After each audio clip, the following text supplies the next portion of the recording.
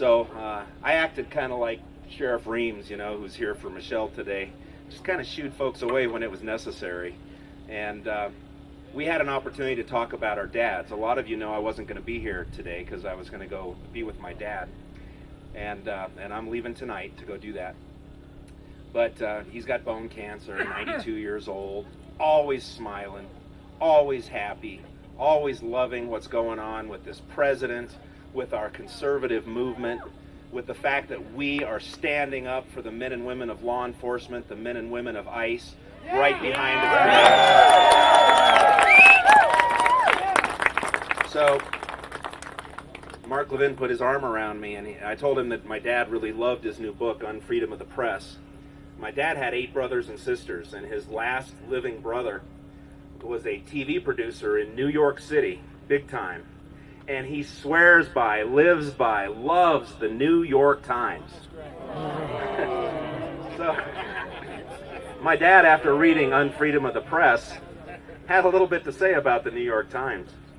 Anyway, I told Mr. Levin that my dad really loved his book and what was going on. And Mark's always the tough guy, the loud guy, the get out of my way, here we come, freedom guy. But he put his arm around me, leaned in, and he said, "You tell your dad I'm pulling for him, will you?" And I didn't know at the time, but at that time, my dad was being loaded onto an ambulance. He was being taken to the emergency room. And I got a text in time as that was going on, and I was able to send his caretaker a text and tell my dad, I'm with Mark Levin, and he says he's pulling for you. And so that was pretty cool. My dad's home. They gave him 2 new quarts of blood. Going to give him another quart when I get out there here in a couple of days. And he's just chunking along. Now, I've been up for 11 hours already. I got up at 3 a.m. DC time, which is 1 a.m. our time, for a 4 a.m. taxi and a 5 a.m. flight to Dallas, and then the Dallas flight here to Denver, where I hooked up with Jenny Beth Martin from Tea Party Patriots, who just finished putting on her 10th anniversary Tea Party Patriots rally in DC, getting together all these amazing speakers. We did a 2-hour gun violence forum that was broadcast live, where people like Dr. John Lott came, and Chip Roy, congressman from Texas. Just some of the real rock stars on that issue and in this movement.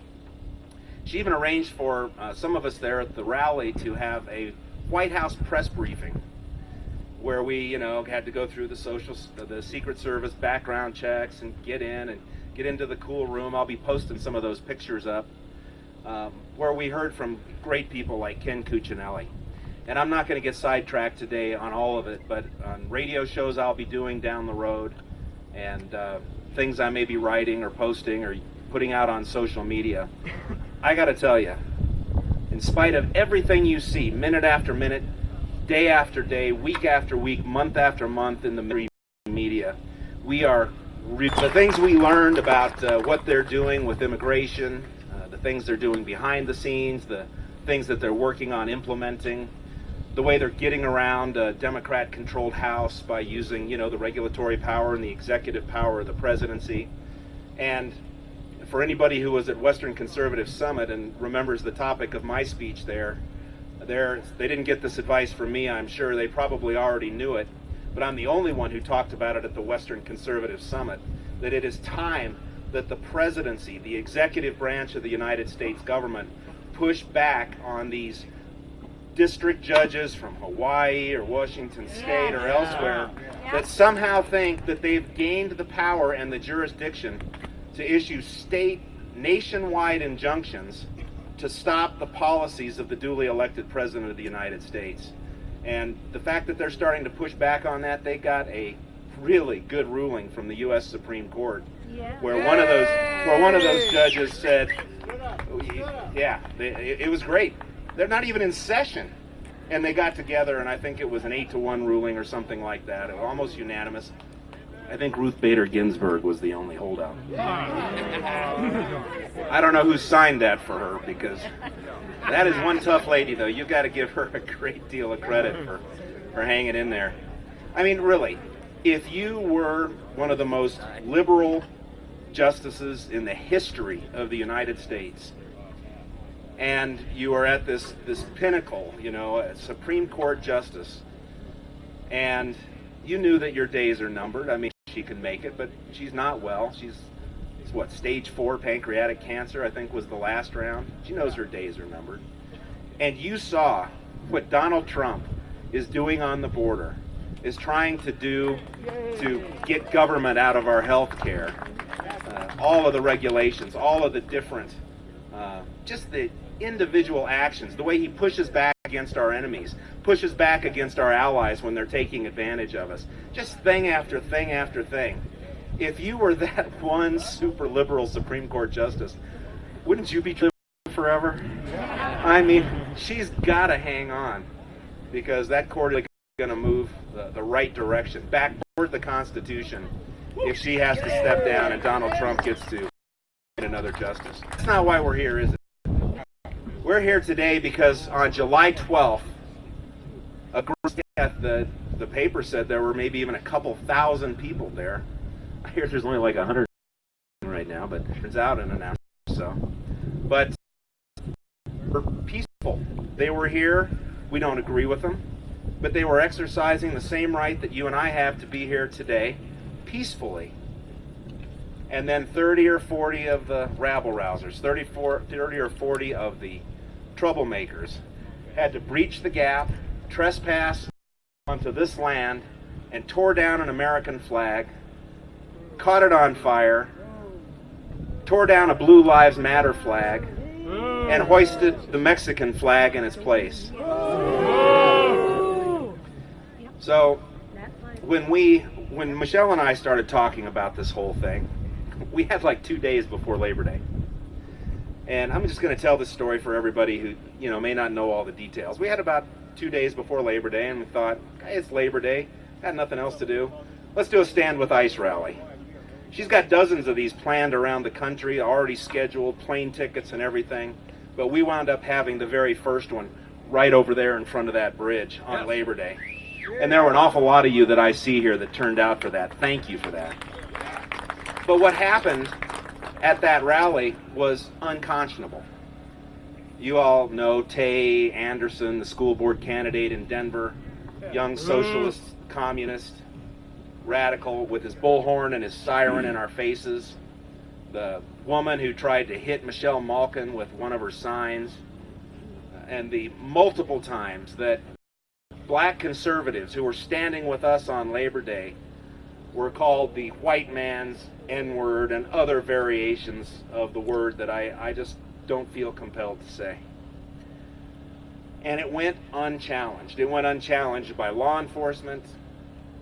It didn't go unchallenged by us. If anybody goes on Facebook or YouTube or elsewhere, look at the posts from Casper Stockham, candidate here for CD6, or go back to my Facebook page and scroll way down, and you'll see that we were engaging with them.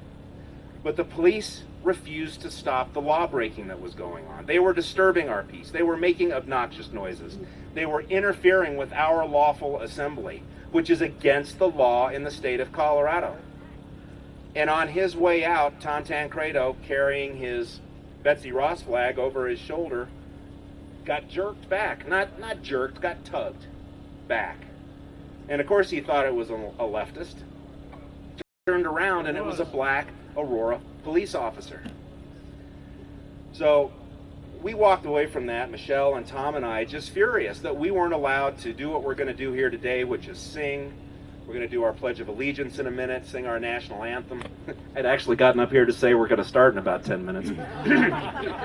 But I'll wrap up what I'm doing, and we'll do all of those things here in just a second. But for people who aren't here, or who have traveled a ways, or for the media or whatever, I think it's important that we know why we're here today and what all led up to it. So Tom got flagged. He turned around. A black Aurora police officer said, "Keep that effing flag out of my face." Wow. And so obviously that was very shocking, very disturbing, and Tom and Michelle and I talked about it. We thought we've got to do something, and we did. We filed a formal complaint, sent it directly to the chief of police. We filed Colorado open records requests to get inside their planning, their strategy, their internal memos, all of that sort of thing. And we also wanted to try and make sure that, as you guys are all doing here now, that we started pushing back, that we started letting the message get out that Americans are tired of being treated like trash. That applies to white Americans, black Americans, brown Americans, male Americans, female Americans, Americans in transition. Unborn Americans, you better believe it. They are the most put upon in our society right now, aren't they? And we're just tired of it. We're done. So we didn't know what would happen. We knew we'd get into some formal proceedings, likely with the chief of police. He was getting trashed on our station, 710 KNUS. 710. But to his great credit, within 2 hours, I had an email back from Chief Nick Metz, and he said, "I'd like to sit down and talk to you guys about it." And, we heard from folks, "Oh, you shouldn't do that. You're going on their turf, and, there's just going to be a press release moment for them, and nothing's going to change." But I've always believed, if I'm litigating a case in my law practice, I'm always trying to get people to sit down, come to the table, let's talk about it.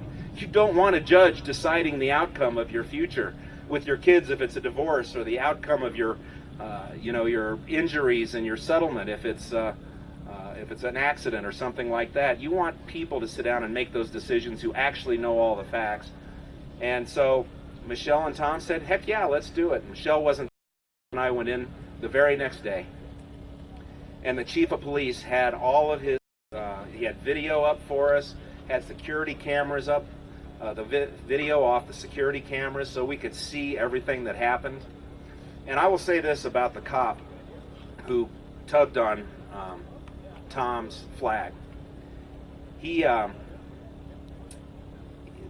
Tom was walking by, it was kind of windy, and the flag literally whipped around and hit him in the face. I guess I wouldn't say whipped him. It wasn't hard, but it was startling. He was just standing there minding his own business. It was a big flag. He got whacked pretty good. So I'm going to cut him some slack. We're going to be sitting down talking with him, and if he really hates the flag, maybe we'll get a chance to teach him just how important that flag is, and that Bill of Rights is, and all of American history is to the rights of black Americans in the United States right now. Oh boy. There's our first violation. That one. Anyway, so as you guys know, if you listen to the show, Nick Metz has been on every Saturday for the last 2 weeks. I wasn't here this Saturday to talk about these issues. Look around. You think our flags are safe today? Yeah. I give the highest kudos, credit, thanks, and appreciation to Nick and all of the other law enforcement and private security and bikers and veterans and everybody else who is here to make sure that today is the kind of rally we should have been allowed to have on Labor Day. And so we're going to get it started now. We're going to bring up actually the woman who was kind enough to fill in for me this morning, Karen Cataline. Did a great job. I got to listen on the plane. I love how you can do that now. And she's going to come up, and we're going to get started with I guess we'll get started with the Pledge of Allegiance, of course, first. And would anybody object if we opened the show with a prayer? No. Stephen Graham around somewhere? He's the only pastor I know who's here. You're going to hear from him later, so I'll save the introductions for then. But Stephen Graham. Well, who the heck are you? Oh, good. Well, too late. We got Stephen. First name that pops. And he's here to talk on immigration. I mean, what's better than that? But we'll start with the prayer. We'll do the pledge. We'll sing a little bit. And then you get to hear from this incredible lineup of people who showed up here to talk with you guys today. Thank you, Randy. Gentlemen, remove cover and let us pray. God of Abraham, Isaac, and Israel, we are thankful today for the land that you have given us. We thank you, O Lord, that you said, "Blessed is the nation whose God is the Lord, and the people that you have chosen." So out of every nation, kindred, tribe, and tongue, we are gathered here today, and we are gathered here to support the rule of law, and we are gathered here, O Lord, to ask your blessing upon the United States of America. Father, make her great again, and keep her great by your almighty hand. Bless us and keep us today as we gather and as we stand, because you said, Lord, that when we stand for the land, that you proclaim your blessing over that. So we ask this in the name of Jesus Christ. Amen. Amen. Very nice. Yeah, I wonder if I can find a flag here. There's one. That's the Let's last do one. that Yeah. one. It's the last one. I pledge allegiance to the flag of the United States of America and to the republic for which it stands, one nation under God, indivisible, with liberty and justice for all.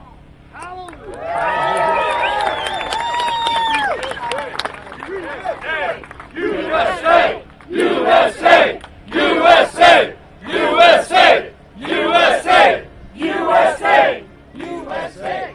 Oh, say, can you see by the dawn's early light what so proudly we hailed at the twilight's last gleaming, whose broad stripes and bright stars through the perilous fight o'er the ramparts we watched were so gallantly streaming, and the rockets red glare, the bombs bursting in air, gave proof through the night that our flag was still there. Oh, say does that star-spangled banner yet wave o'er the land of the free and the home of the brave.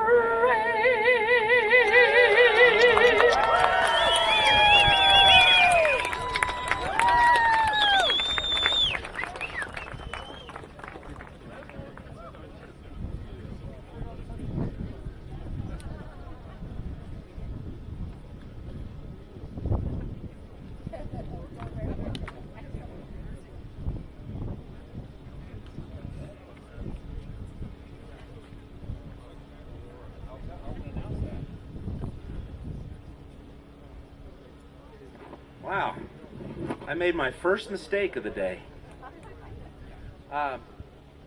This flight is approved.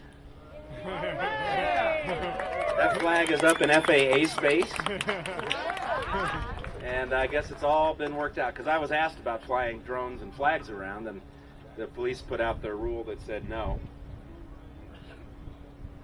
And who's going to say no? It's flown by a U.S. Marine.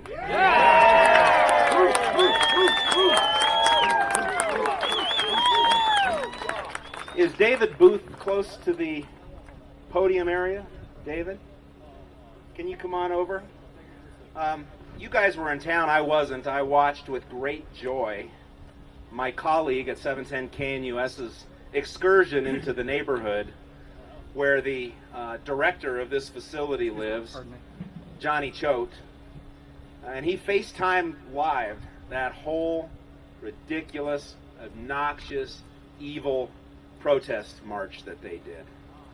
Not that they protested or necessarily even marched. I think it's low class and low grade to march through people's neighborhoods. But you know, they put the guy's kids up on Facebook. They said he was a child abuser and Hitler-like, and that these. I've been inside this place. There's no, you know.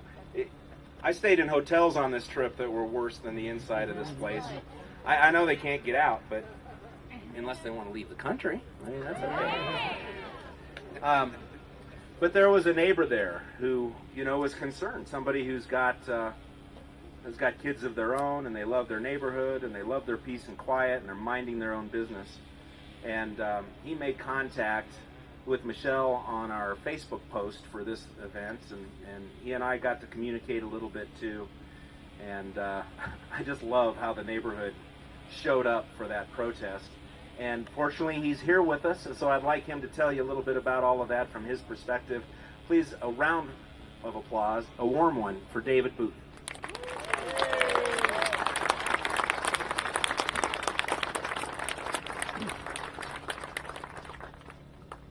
I didn't know I was going to be up here, so nothing prepared.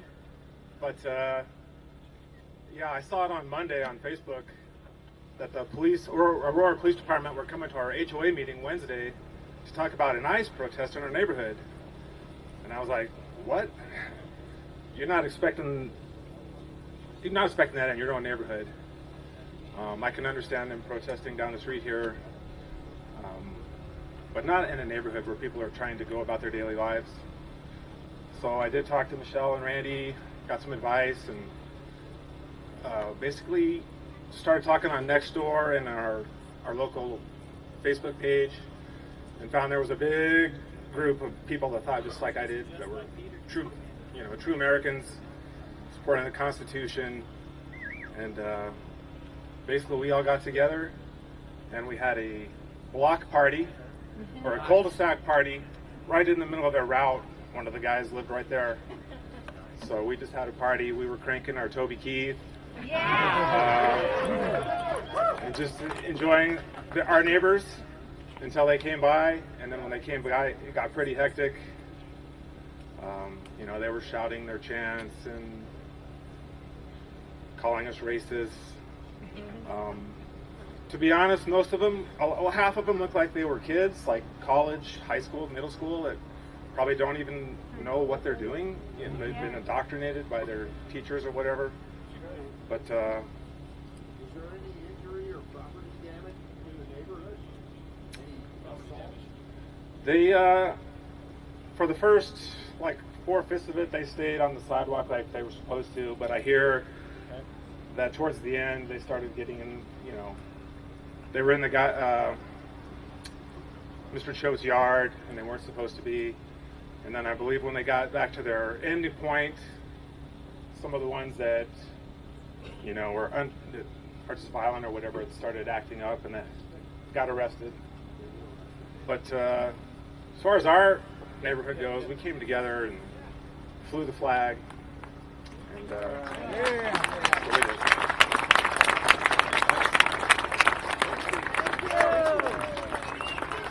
Good job.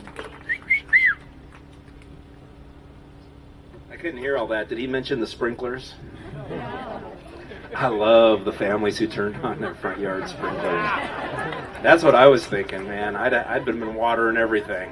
I'd have had those sprinklers pointed in the streets on 360, just going.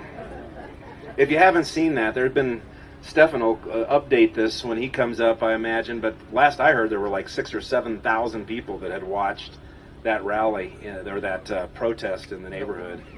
And I think that stuff makes a difference. Those people will share with other people who will share with other people. It is our job and our duty to start getting out into the public consciousness as we head into election season, as we see how radically harsh the left is getting and the way they're trying to take down the president. AOC is in town in Denver for Alexandria Ocasio no Cortex. She's there's a Boulder. They got rid of their Jefferson Day dinners. They're the Truman dinners now. yeah. You wouldn't want to be tied to that Jefferson guy, would you? No. So anyway, really, really important that people see just how ugly they're willing to be, how far they're willing to go. If you watch that video, I was in my hotel room. I saw just about all of it live while it was happening. F words to the cops, trying to stir up trouble, and I just love the ones that have to wear the masks. Just wear that mask over here. All right. So we've got some different topics we're going to be talking about. Obviously, most of what we're doing is ICE related, citizenship related, citizens standing up related, but we've also got some important election issues going on and some ballot issues. If you guys listen to 710 KNUS, you know that one of the great forces that we have in the Colorado State House is Representative Dave Williams, and he's going to talk about, perhaps one of the most important. Well, there's several ballot measures, but this is a big one. Warm round of applause for Representative Dave Williams.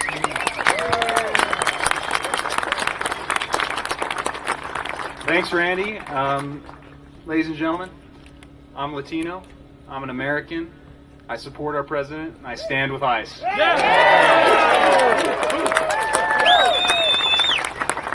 Ladies and gentlemen, I was asked to talk about Prop CC, and I'll get to that in a second, but I came here because we owe a great amount of thanks to the men and women who serve in this facility, who are ICE employees who go out day in and day out to protect our nation from people who shouldn't be here to begin with. They have a tough job, and President Trump knows that, and all the Democrats are interested in doing is making their life more difficult, and that's something that we need to stand up against. We need to support our president, and we need to make sure that we are helping to ensure that our borders are secured, period. Amen. So, ladies and gentlemen, I'm going to shift gears here onto Prop CC. If you're not aware of what Prop CC is, it's an attempt by Democrats, radical Democrats, to take away your money, period. What they want to do is they want to be able to take away your TABOR refunds, your Taxpayer Bill of Rights money. That money belongs to you. And guess what they're going to do with it? They're going to spend it on whatever they want, including sanctuary cities and including illegal aliens. That's something that we need to stand up against, and that's something that we need to fight. And so I'm asking everyone here, come November, once you get your ballot, vote no on Prop CC. It's your money. They shouldn't steal it, and they damn sure shouldn't give it to illegal aliens.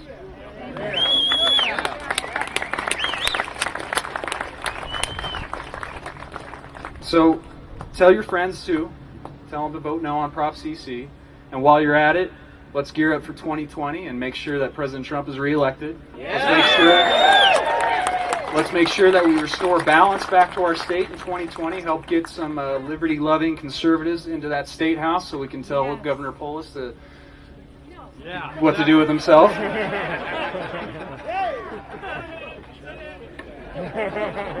We'll keep it PG, but I think you know where I'm going. Governor Polis needs to be reined in, and the only way we're going to do that is if we all band together and get more good people like Pat Neville elected and into positions of service where we can actually represent you. And that's the important thing to understand, that just because you can't vote for a specific politician like myself, I come from the Springs. Many of you are probably not from there, but know this. You may not be able to vote for me, but I can vote for you each and every day I'm at the Capitol. Thank you. So I'll leave on one final note. Next week I'm going to be headed to the White House to celebrate with the President Hispanic Heritage Month. And he's doing a lot of great things for the Hispanic community. And that's something that we want to celebrate and recognize, because I tell you right now, the liberal media doesn't want you to know how good things are under our president and how good they are for every American, regardless of their ethnicity. So I'm going to stick around. If any of you have any thoughts that you would like to share with me that I can go to Washington and share with the Trump administration and possibly President Trump himself. No red flag laws. No red flag. That's that too. Absolutely. Hell no. Hell no to Beto O'Rourke. That's right. I'll say that too. I'll tell him everything. You guys come find me, and we'll go tell the president how Colorado wants things run, and I'm sure he'll listen to you. All right. Ladies and gentlemen, thank you. I stand with ICE. I'm glad everyone here is standing with ICE, and we will do whatever we can to make sure that our borders are protected and that President Trump wins in 2020. Thank you very much.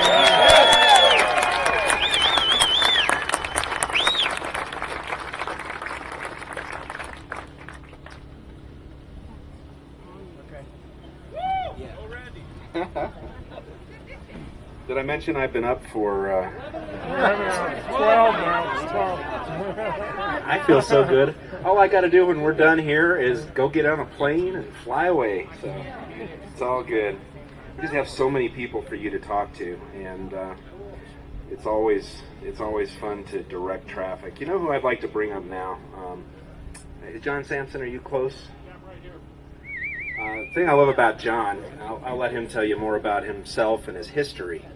But in my early days of talk radio, which I've only been doing 5 or 6 years now, and a lot of that part-time, he was always available if there was a kind of a law enforcement, an investigation question, or something about the way something works in the government. And when I saw his name pop up on our Yes, I'm Coming list, and it's funny too, because I don't think Michelle knows him nearly as well as I do. But when she saw him there as well, we both said, oh, this guy's got to come and talk to everybody. So a really good guy. I love him especially because he's a car guy.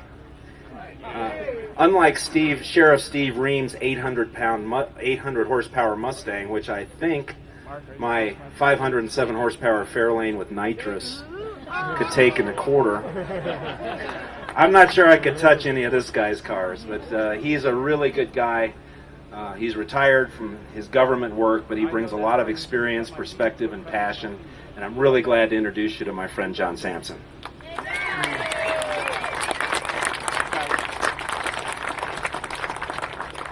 Wonderful day, isn't it? Yes. God bless America. For those of you who don't know me, my name is John Sampson. I'm a transplanted New Yorker, as you can tell by my hat and the patches on my vest.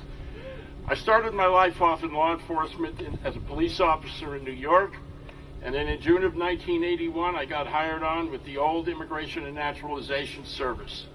Before I go any further, let me make the disclaimer I promised I would tell this morning to my buddy John Fabricatori, who is the field office director for ICE here in Colorado. The views I'm about to give you are mine.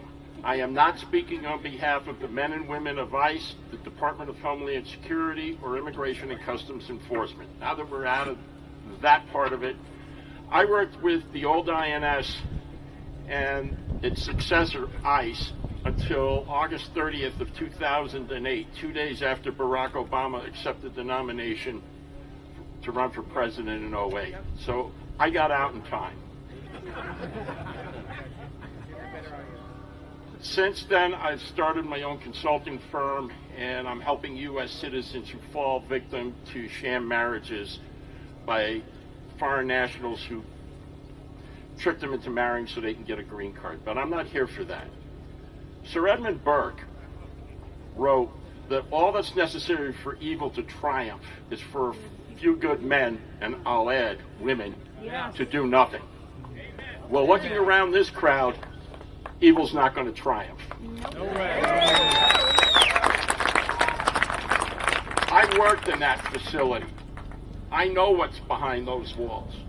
And to call that a gulag or a dungeon or a concentration camp is the biggest lie I've heard in my life. We have the best detention standards in the country.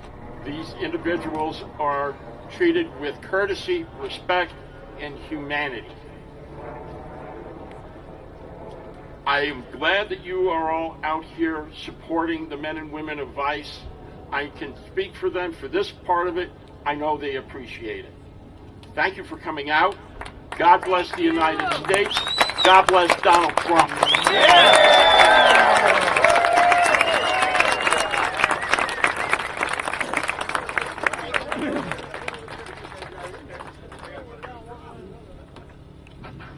There was a guy in the in the White House press briefing that I was in yesterday. Looked like he was about 18. He isn't. But he is a... Jenny Beth Martin can tell you more, his name and exactly what he does.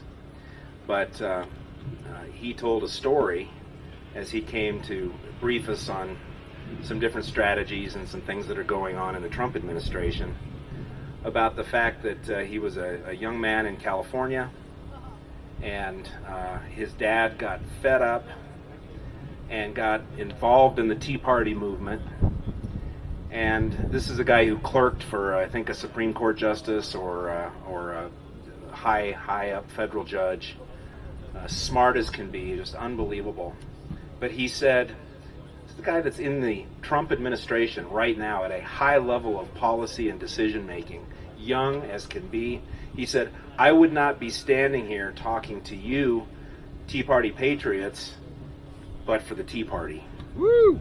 So if you think about that, you know, the Tea Party, it's winding down, it's not doing anything, it's gone away. We don't put 1 million people on the mall in Washington, D.C. anymore or whatever. That one placement inside the Trump administration told me everything I needed to know, that the last 10 years, what we've all been doing and whatever method or mechanism we use to fight for the Constitution, to fight for liberty, that we're doing the right thing. And so I want to thank all of you guys for being a part of saving our country. But I think enough chit chat, it's time to sing. So let's bring Karen Cataline back up.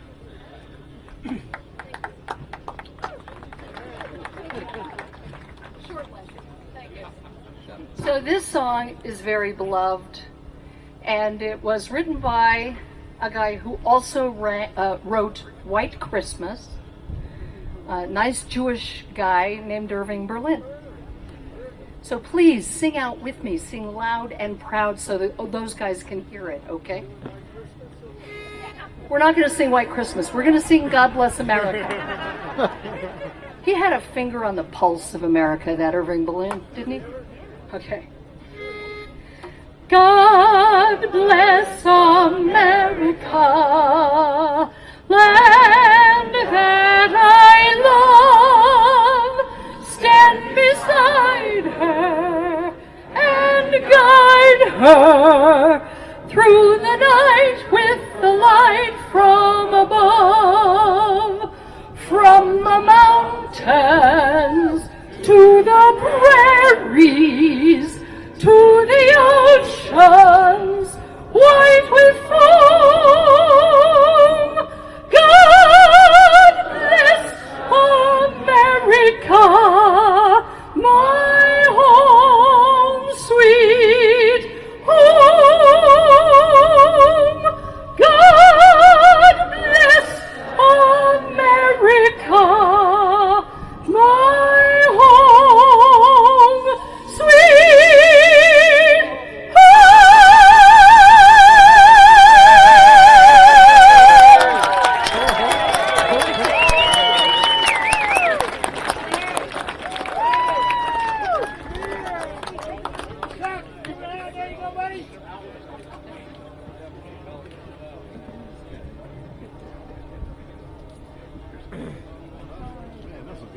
Beautiful shot. See all those flags? Yeah. Mr. Flag? The 100 or so marchers that are on the way here, so far that's what I've heard, is marching pretty slow. So they may have gotten lost. Or maybe they're disheartened because they didn't get their 2,000 or 3,000. And who knows, maybe they're all just waiting to come when they get here. But yeah, that's right. They couldn't find their way. Snowflakes do melt in the sun, after all. Hey, if we were on the radio, we'd get one of those. What are they called, Stefan? Chilink. Yeah, rim shot. Yeah. Thank you. There are obviously some important ballot issues, and so I want to make sure. I know not everybody can stay till the leftists get here, and I understand that. So I want to make sure that you hear the important stuff as well as. I also am saving the best for last. Michelle Malkin is here. But there's a very important ballot issue that really needs to be talked about. And I've got so many names on here. This one is from Keith Sorensen. Where are you? Keith, come on up. You don't need to hear that. I think that's why half of my employers hire me is because I hit my head on things. So my name's Keith Sorensen. I am a Weld County GOP circulator, and I'm actually here today with a petition for anybody who wishes to sign it. This petition, the way the United States Constitution leaves it up, each individual state has a right when it comes to their state issues on whether or not you have to be a U.S. citizen or not to vote on state issues. Currently, the wording in the Colorado Constitution has as every citizen when it comes to voters. This petition here is to change the wording in the Colorado Constitution from every citizen to only a U.S. citizen. So that will make it so that regardless of what nation you are from, unless you are a naturalized or born U.S. citizen, you will not be able to vote in Colorado issues.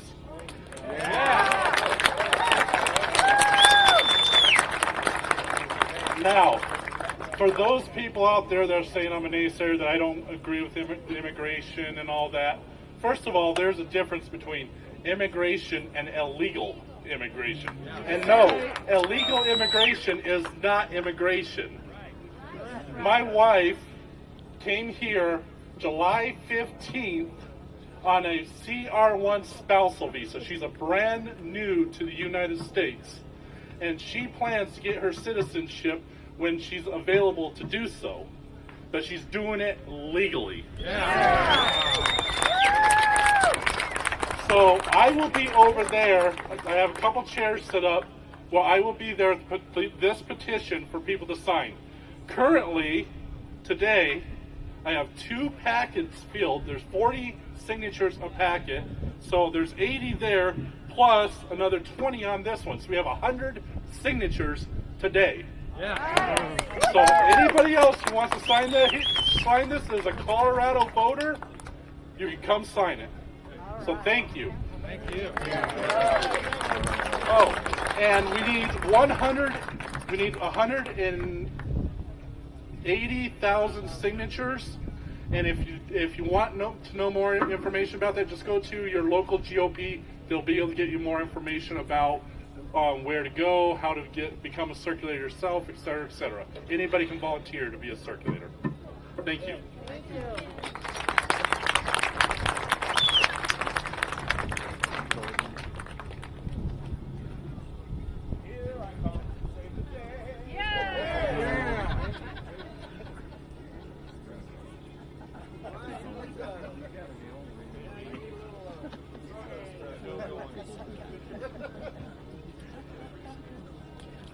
We were just taking pictures with the drone pilot and the drone, so how cool is that? All right, what do we want to do next? Anil, are you here? Are you around? Close?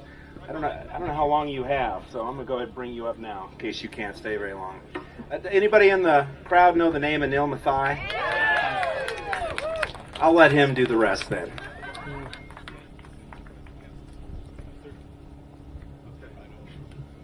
God bless America. If you are not aware, you are in Precinct 233, which is in Adams County, and I was the former Republican chairman until February. Thank you for being here in Adams County and supporting our ICE law enforcement officers. We thank the Aurora Police Department for their awesome work here, doing a great job today. I was crossing the street at 30th and Peoria, and a woman told me, go there and fight for your people. She thought I was anti-ICE, and I said, yes, I'm here to stand up for America. Okay? We live in the greatest nation of all. Never forget it. But at the same time, we have communists that are ready to destroy it. Are you here to stand up for your children? Are you here to stand up for local elections? Are you here to stand up for America? Friends, this is not a joke anymore. We have to stand up and leave a legacy for our children. Are we ready to do that? Yes. We thank the ICE officers for defending our borders. Yes. From Canada to Mexico, across all airport arrivals, they are doing a great job. Let's thank them for that. Yes. My parents came here legally. They followed the process and came here in 1973 from India. I am born to be an American passport holder. I praise God for being in this country. But let me tell you something else. I love my heritage country also of India, and 2 months ago I was there on business, and let me tell you how they enforce their borders. My parents and grandparents were born in India. I'm given a so-called green card to go to India. Guess what? Every time I go to a new hotel, they have to scan the OCI card because they have to track the foreigner. They look at me, they laugh, and they say, we have no choice. We have laws. We have to enforce our border. We know your heritage is part of us, but we're going to enforce our borders. If India can enforce its borders, America can enforce its borders. The greatest nation in the world. Do not take it as a joke that people want to destroy us. We are here. This is ground zero in Colorado.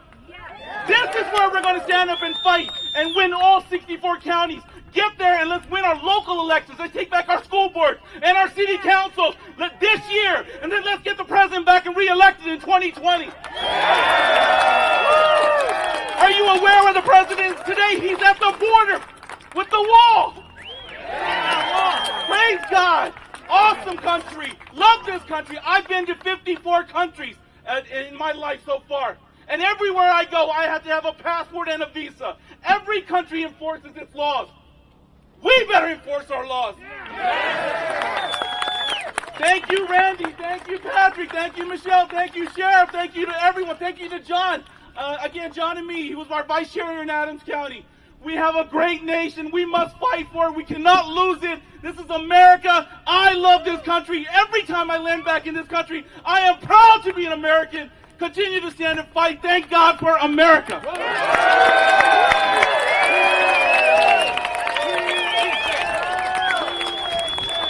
USA! USA! USA! USA! USA! USA! USA! USA! USA! USA! Love you guys. All right, well, after Anil, I think we're done. Nothing else to say. There is some amazing talent on 710 KNUS. The shows, I mean, it just, if you actually care about what's going on in our city and in our state, I sometimes listen to other channels. I listen to a lot of national stuff, but there is just nothing like 710 KNUS to turn out people, to get people involved, to get people's attention. It really shouldn't even exist in the modern market, but it's people like you who make it possible. And we've got most of the day hosts here. Pete? Anybody? So let's talk to somebody. I should have probably brought him up after David Booth, the guy who got his neighbors together. Another quick shout out to the Aurora Police. You know, they went to that neighborhood's HOA meeting the night before that protest, talked to those neighbors, gave them ideas. Man, I'll tell you what, sitting in my hotel, DC, I walked a lot of places just because it felt good. I was tired and turned on early when I first turned on and got into the Facebook Live that Stephen Tubbs was doing. And I saw Aurora Police motorcycle cops driving down the sidewalk. I knew that neighborhood was in good hands and good shape. It was awesome to watch. But nobody on our station did more than Stephen Tubbs to bring attention to the assault on the director of this facility's home and his family and his kids, and then to show up there. I'll tell you what, I have broadcast from a cell phone before. It ain't easy, you know. You don't know who's calling. You can't really hear what anybody's saying except yourself. It's just it's an awful way to do it. And he was a total pro. If you haven't watched that Facebook Live, I hope you go do it and share it because it's very important to see what these people are capable of. But I'd like to bring up Stephen Tubbs right now to talk to you and just say thanks to him for his efforts and for being one of us and for standing on this sacred ground. If any of you were listening to Chuck and Julie yesterday, Chuck called this a field of honor. And I immediately texted Julie and said, you know, when you get done with him, I may marry him.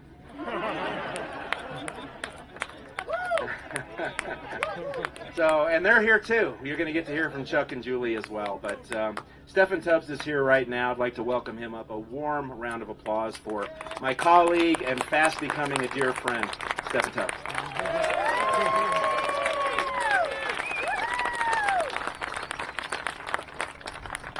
Good afternoon, everyone. Thanks to the Sheriff of Weld County for not only being here, but Sheriff, you want to pan over? We're Facebook Live right now, people. Come on!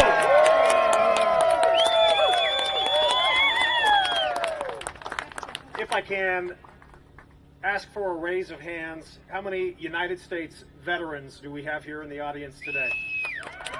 My hat is off to you. This country is nothing without our veterans. You better get louder, friends.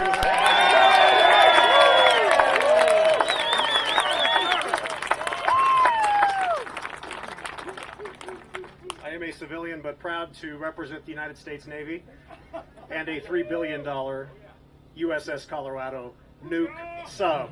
So there you go. I know we got a lot of people. You guys have been standing. I'll keep it as quick as I can. But there's a guy that I want to point out in the audience has no idea I'm about to point him out. In fact, he's not paying attention to me right now. Turn your attention to near where the drone is, and there's a guy with the red hat, and they're both on their phone. I think they're texting their girlfriends right now. The guy in the black shirt. Everybody just look at him until he pays attention. There you go. I don't know who this guy is. I don't know his name. I'm Louis Huey from Major League Liberty. I've been banned off of Facebook for life because I'm a proud boy and I'm conservative with a voice. There you go. He was a star in the neighborhood a couple of nights ago with his bullhorn. His bullhorn, he was actually using words, not the idiot with a siren. So whoever you are, Louis, Bluey, or Asbury, thank you for being here. Thank you for what you did the other night.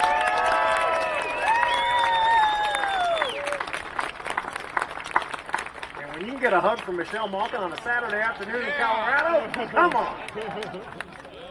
So Anil kind of stole a little bit of the thunder, but damn, that was good. But I'm going to try. Enough of not being able to say, I'm a proud American. Enough! Hashtag silent, no more. They have every right to do whatever they're doing, marching, taking a Lyft, taking an Uber, whatever they're going to do to go down Colfax.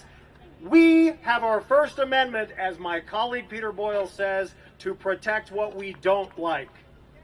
But we are nothing like them. I've been in news for 3 decades, and now finally being able to give an opinion. I know how some of this is going to be tonight. There's going to be a skirmish. Hopefully, God, nothing happens. But if something did, there's your story. They're not going to show close-ups of the American flag if something happens. They're not going to use sound bites of this if something happens. Let's all be cool. Let's all be proud Americans. Enough of, should I wear my Trump hat to the airport? Should I wear my American flag shirt at the grocery store? For God's sake, millions and millions of men and women have fought in places we will never see to defend Old Glory, to defend our right to get here today and rally. We are the greatest country on earth. Keep it going. Let's never stop. This is America.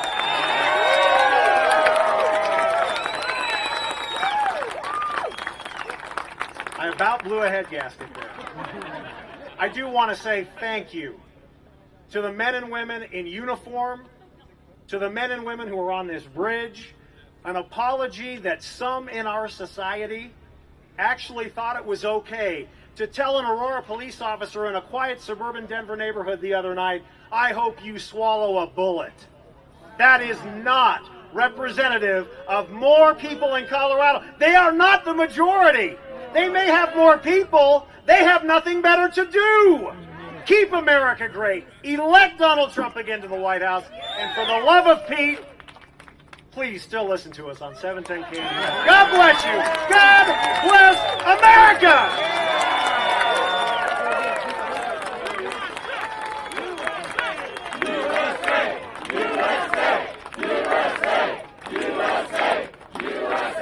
I've heard of it. So let me see. American flag, Trump hat, airport, yep. I did my part today. You know, I got to tell you, if those of you who listen to my show on Saturday mornings know my hat stories. In January, I started wearing the hat when I was traveling, airports and everything. It was 100% true.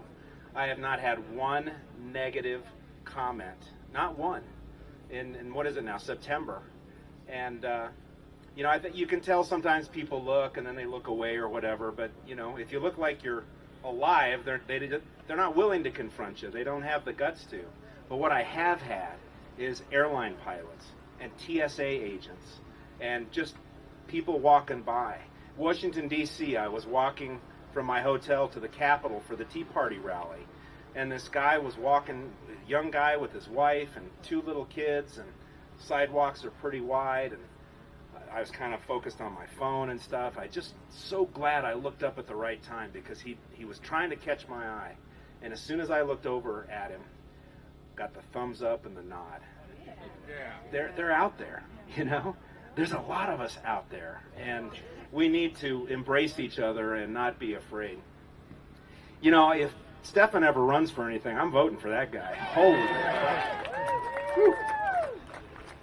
All right. I'm so bad with names. I remember the first name. The guy with the bullhorn. Don't you think we ought to hear from him? Yeah. So, Louis, I already forgot your last name. Louis Huey. Duh. Louis Huey, come on up. Tell folks who you are and why you're here. We really appreciate it.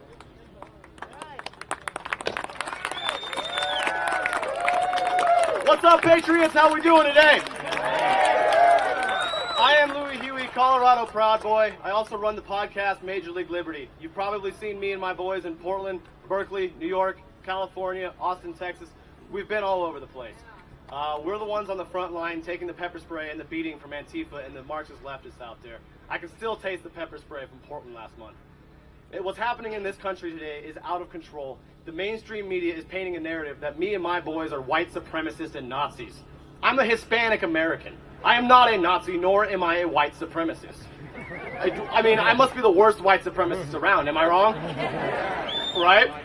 So, about a month ago, I was on my way to Portland. I was banned from Facebook for life.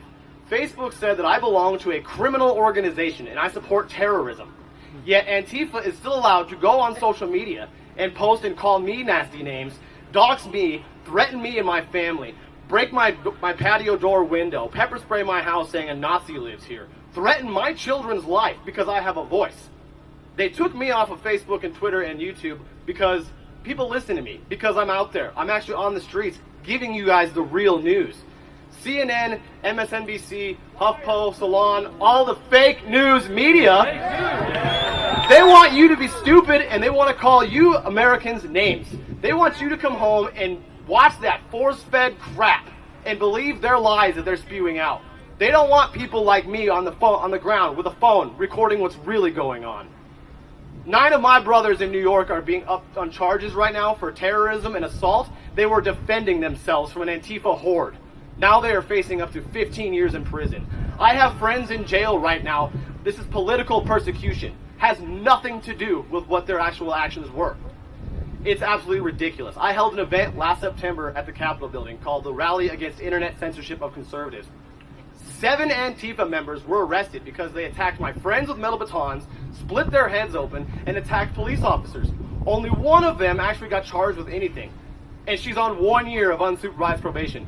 Can you imagine if I or myself and the Proud Boys here in Colorado would have hit somebody or attacked police officers? I'd be locked up and they'd throw away the key. It's absolutely insane. Yes, I was there Thursday at the protest at Johnny Cho's house. I'm just absolutely disgusted by what I'm seeing. They get more and more radical by the day. We all have to start speaking to our friends out there, including Democrats. You have to wake people up. Let them know how radical the left is getting. They're going to our houses now. It's bad. And we have to start standing up and say, no, we're not going to take your bullying. We're not Nazis. You can call us any name you want, but it's not the truth. It's just not the truth. And for what the media is saying about Proud Boys, no, we're just saying, no, we're not going to put up with it. We're not here for violence. We're not here to harass minorities like the media said I was doing in Portland. I was actually hanging out with 2 of my trans friends the entire trip in Portland, and Antifa and Colorado media said that I was going to Portland to harass minorities and, I quote, queers. I don't even use that word. This is how bad the mainstream media has gotten. I'm lucky. I want to say thank you to Michelle Malkin for letting me speak here today because, yeah, my voice is being taken away. But I have a message for the mainstream media and the left. I'm not going anywhere. Major League Liberty is not going anywhere. These beautiful American Patriots aren't going anywhere. And we're going to say no!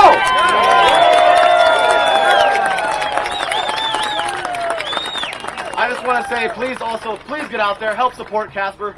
What the left was saying about him at this last protest, it's absurd. I don't even want to say that word. I mean, they say that we're the intolerant ones, and they're the ones calling African Americans that word. What does that show you? They say that they're the party of love and tolerance. Where is this tolerance at? I don't see any of it. Right. So, everyone out here, beautiful Patriots today, let's give a round of applause for our beautiful law enforcement out here protecting this country. I want to give a round of applause for Michelle Malkin for being the superstar that she is. Also, thank God we live in a country where Donald Trump is our president. Whatever the news tells you about Proud Boys, we aren't that. We are not Nazis.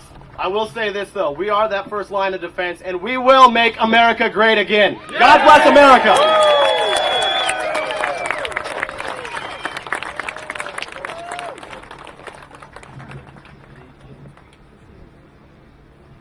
All these racists we're bringing in here. I don't understand it. Just don't understand it at all. You know, what he said is 100% true about the politics of it. The reason the left is acting the way it is because they got nothing else. They have no ideas that are appealing to people. They're taking advantage of kids that we've allowed to become mind-numbed because we just haven't been paying close attention to our schools, our colleges. You know, a lot of that really is on us, which is why we have to keep fighting to make sure people really do understand the proud history of the United States of America. The fact that this is the only country that fought a civil war with itself. 600,000 plus of its own citizens died fighting each other to stop slavery. Plain and simple. No other country had done that before.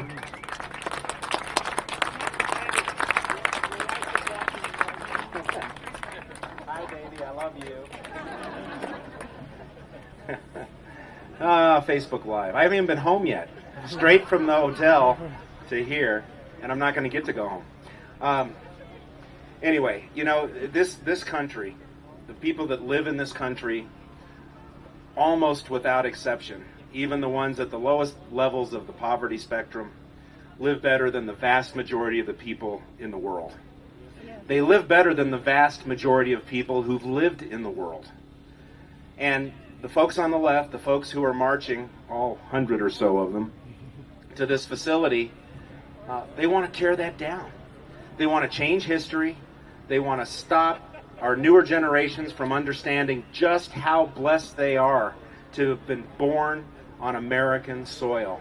And you and I and everybody you know, everybody that's within your circle of influence, we cannot let it slip away. I really do believe that the 2020 election is a tipping point. I don't see any of the clown car candidates on the Democrat left who can stand on a debate stage with Donald Trump. But if somehow through voter fraud, through all of the crazy socialist global warming kids, they somehow figure out something, no, I'm still on the please, please, please nominate Joe Biden to be the Democrat nominee for President of the United States. Slow Joe, and creepy Joe, really. You seen those pictures? Ooh, man. So we have turning out at rallies, it's the best. We had standing room only at the Tea Party meeting where we decided that we were going to have this rally. And that is so very important, but you've got to take it into your daily lives.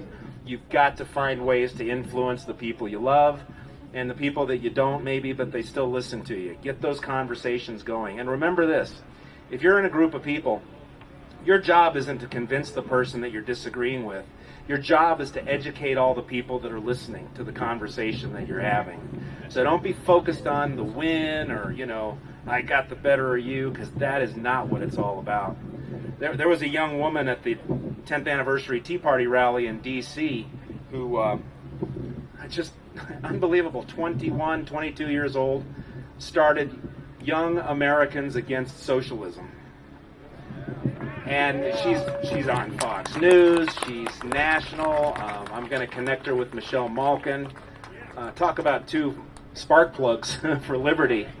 But when I see that, there's not a lot of young people that show up to stuff like that. There aren't a lot of young people that are engaged in the activist movement, but that's normal. Man, when I was in high school, what little bit I was there, or in my teens and early 20s, I just wasn't that focused on this kind of stuff. We need adults. We need older generations. Passing down wisdom is part of human nature. Your kids and your grandkids are listening to you whether you think so or not. So just keep on talking and keep on fighting. What I wanted to say after we heard from Louis is that it is all about politics. The men and women inside that ICE place told me that the deportations were at a much faster pace under the Obama presidency, and you never heard complaints about ICE or how they were doing their job.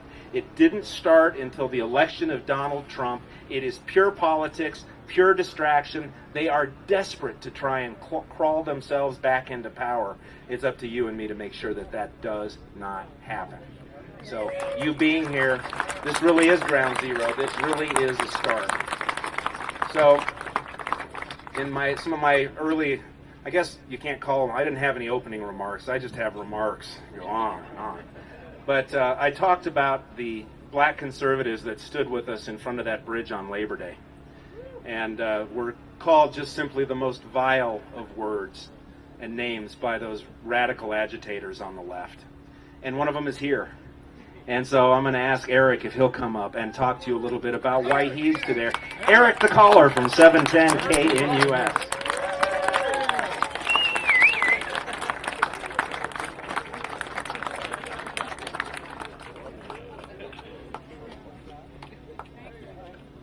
Hey, you great Americans. Woo!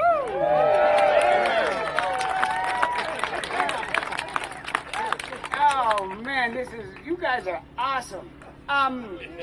To Randy, Michelle, Sheriff Steve Reams, to my buddy, oh my God, Stephen Tubbs, Peter Boyles, love you, man. And I was here with some of you great Americans on that bridge over there, whatever the hell they call that place, but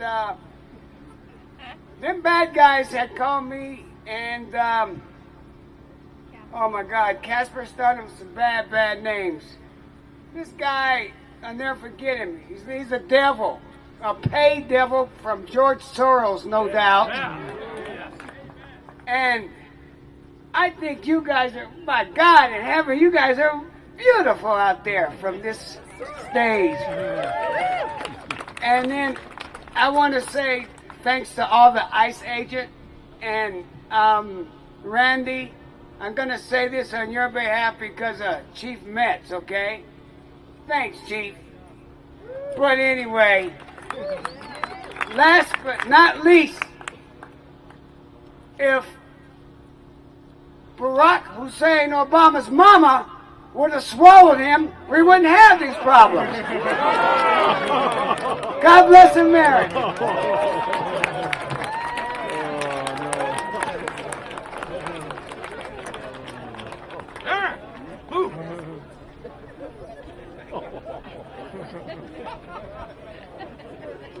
Hey, it's a free speech zone, right? I hear the marchers are coming and that they're mad. We may get to hear from somebody, if we find her again, who was walking along with them or was around them. And that would be very, very interesting. But I thought we'd do one last American song.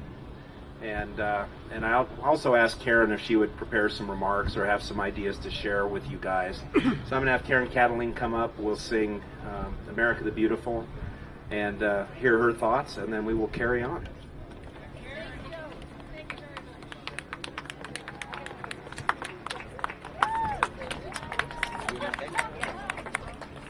Thank you.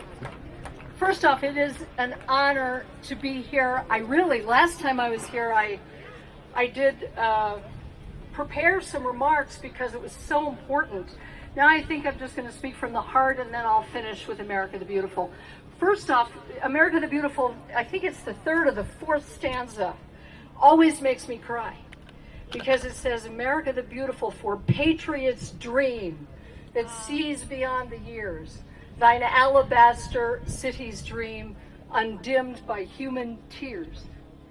And for me, that just goes to heart and soul of why we're here, why we stand here, and why we're not going to let a socialist group take over this country. And when you connect the dots with all of the things that people here, good people here, have been standing up against and fighting against, whether it is your gun rights taken without consent, without due process, if it's anything and everything that is done by force. We know what's going on with the current governor, and you do not have to be a registered Republican or a Democrat or an unaffiliated to know that your rights are being taken away unless you stand up for them. Yeah. So I was thinking, what can I say? There's so many eloquent people here, so many people here that I respect, I revere, I'm proud to stand with you. And when I think about our president, who has been standing alone except for us, he has been standing against more hatred and more vitriol than any president I can imagine has ever tolerated. He has modeled for all of us what it is to stand up regardless. Even if you're a minority of one, as Gandhi said, the truth is still the truth. And the truth is that America is the most exceptional country on the face of this earth. And when Donald Trump was inaugurated, people started gathering the dupes of the world. I'm sorry to say this, but I'm going to say it because guess what? We still have a First Amendment. The useful idiots that jumped on the wrong bandwagon, and many of them just don't know that they'll just be the last to be eaten. Yeah. And those useful idiots talked about having a resistance. They're resisting. And I thought, no, we're resisting the takeover of this country. Yeah. We're resisting the media lies that say that our law enforcement, our ICE officers, who have taken an oath to protect this country and the good citizens in it, are now criminals. And criminals are now victims. You notice how everything gets twisted around. It's upside down. If you were Jewish, which I happen to be, you would know that the story of Esther is about lies, is about up is down, right is left, black is white, and I'm not talking racial. And so we have a group of people that are trying to lie to the public about what is true. What is true is that this country offers more prosperity, more fairness and justice than any country on the face of the earth. And I couldn't possibly improve on Anil Mathai's comments about how every country has a right to protect its borders, or it's not a country at all. Amen. We will never apologize for this country, the brilliance of our founders, the fairness and justice and goodness of its people, and the borders that we deserve to have so that law-abiding citizens of every color, black, white, any color, any religion, any denomination, my people would not have flourished had it not been for the religious pluralism in this country. I give thanks to God every day on this Shabbos, where I should be in synagogue, to stand here and tell you that this country is what allowed Jews to flourish after thousands of years of persecution. So we don't just resist tyranny. We don't just resist lies from the media, lies about good people who come to protect the rule of law, but we stand for a lot. We stand for law enforcement who puts their life on the line every day for us and is being smeared by these leftists that are on their way here right now. We stand for the beauty of this country and how brilliant it has been designed. And its design is to protect the rights of the individual, not the collective, not the group.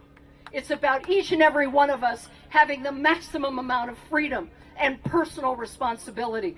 I will get off in a minute. I'm sorry, I'm on a roll.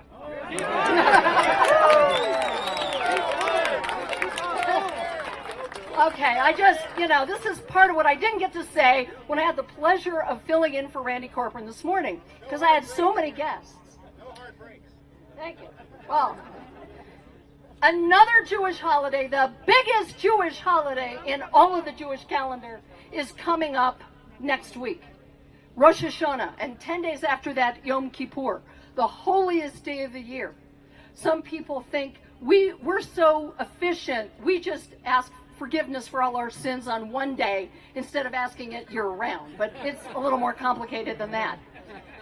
On Yom Kippur, and I hope I remember what I was going to say, on Yom Kippur, and we ask for forgiveness, and we also celebrate the new year. We ask for another year, and then I studied with a teacher who said, well, okay, you're going to ask God for another year and to be written in the book of life. And the question is, what are you going to do with it? Why are you asking God for another year? Is it to sit in a corner and be afraid? No! It is to stand up for this wonderful, gorgeous, glorious country in which anybody of any religion and any color can live free if we make sure we protect that for the next generation and the generation after that. I don't believe these people will ever completely win. I believe that we are in extraordinary times, and it's a privilege to live in extraordinary times. But it's challenging, isn't it? It's tough.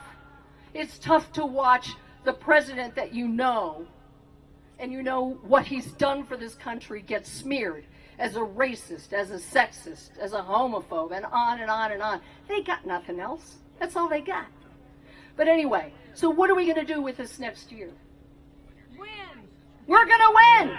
We're going to stand up for the country. That's what we're going to do. Randy wants me to sing, so I'm going to sing.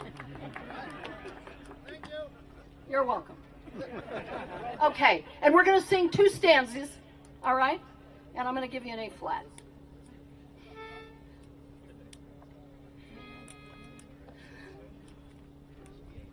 Oh, beautiful for spacious skies, for amber waves of grain, for purple mountains, majesties above the fruited plain. America,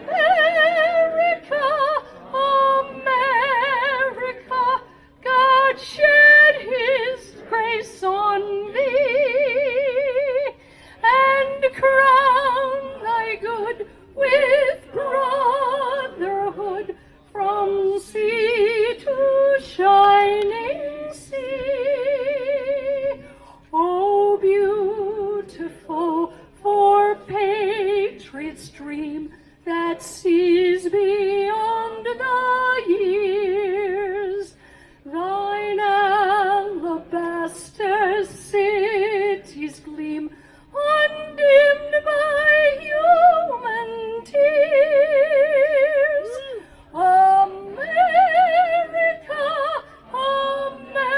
America, God shed His grace on thee, and crown thy good with brotherhood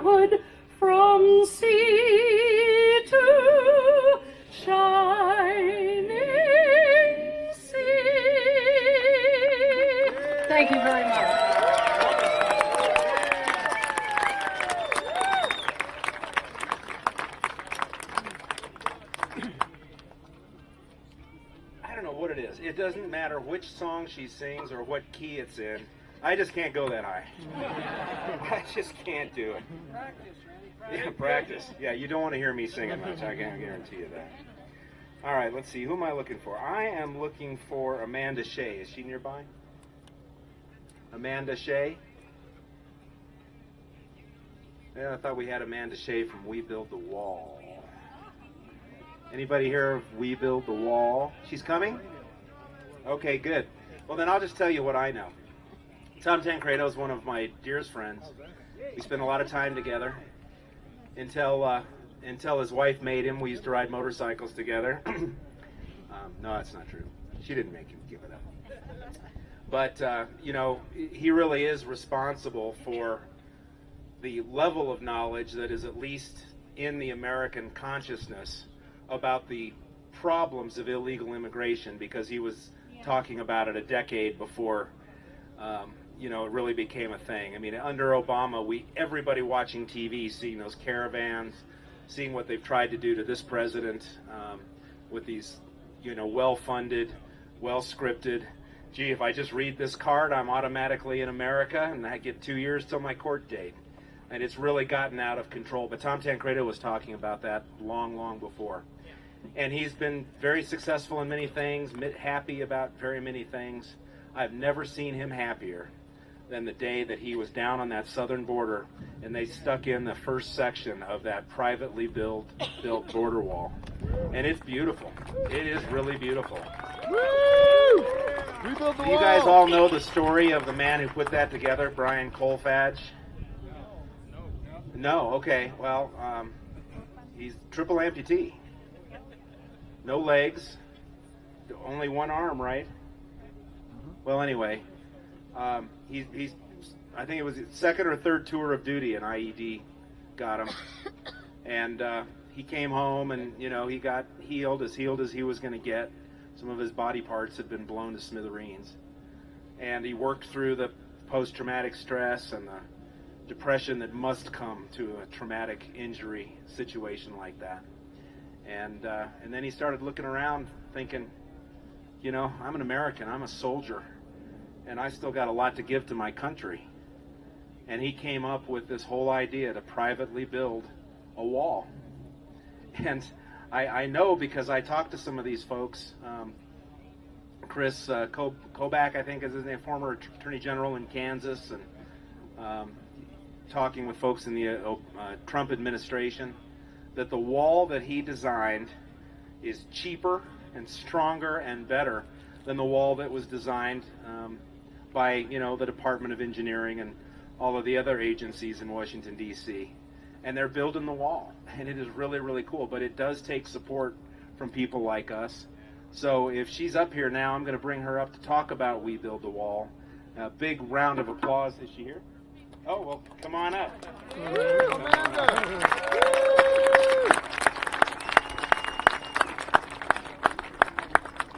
Amanda Shea. Yay! I am proud to stand here today as a co-founder of We Build the Wall. It's been an incredible process, and we proved, well, first off, they said that we couldn't do it. They said we weren't going to build a wall. They said that we were just going to take the money and run with it. And because we didn't give them our plans, we didn't tell them where we were going to start the wall. We didn't tell them anything about it because that ACLU would step in before we could put the wall up. So over a weekend, we started the wall. Over a holiday weekend, we started the wall. Then we finished the wall faster than they ever said we could do it, cheaper than they ever said we could do it, and now we're ready for phase 2.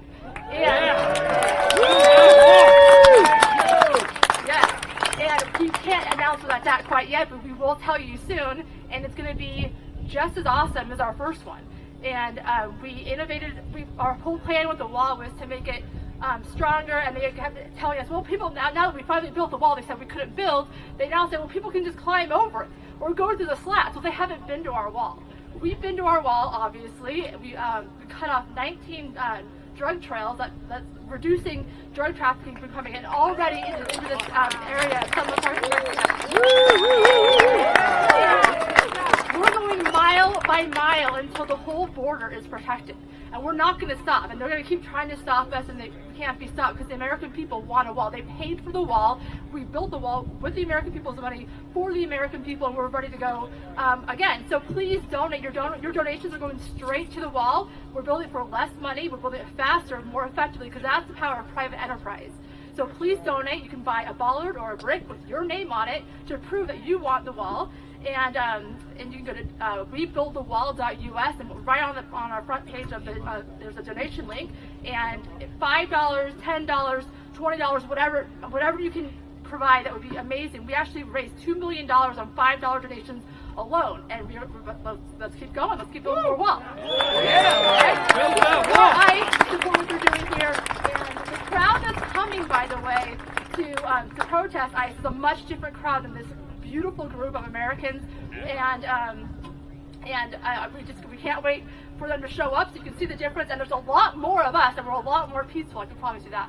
So thank you so much for anybody who donated. Please keep the donations coming, and we'll keep building as long as you keep donating.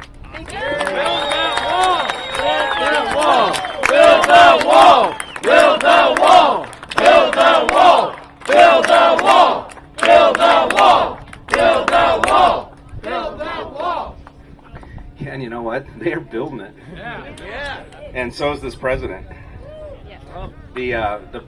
The policy briefing segment we had with Ken Cuccinelli on immigration and the wall and all that was very, very inspiring. You know, you just can't get a taste of what all of the changes that are going on in Washington, D.C. while the draining of the swamp is going on by watching the media, reading most of the media and all of that. But I came away from D.C. I got off my plane, I swear to God, I could smell the swamp. I mean, it just, there was a smell in the air, and different. I didn't like it. When I was at the Tea Party rally, I reminded everybody that, we were in the midst of all this beauty, the reopened George Washington, George Washington Monument was off in the distance, the Capitol building was beside us, all these massive, gorgeous buildings, fountains, green grass. It's just fabulously beautiful, and I reminded everybody that everything that we were standing on and everything that were around us was actually built on a literal swamp. It was a literal swamp, and how is it that 200 plus years later, now it's the most beautiful facade and one of the most corrupt places in the world, and it's kind of sad. But we're trying to do our part to fix that. The president's certainly doing his part to try and drain this ugly swamp. Stephen Tubbs, are you around anywhere? Oh, there's someone that you have to meet, and I'm very angry that you haven't met her before, so stay put. He's in trouble. Just doesn't know yet. All right.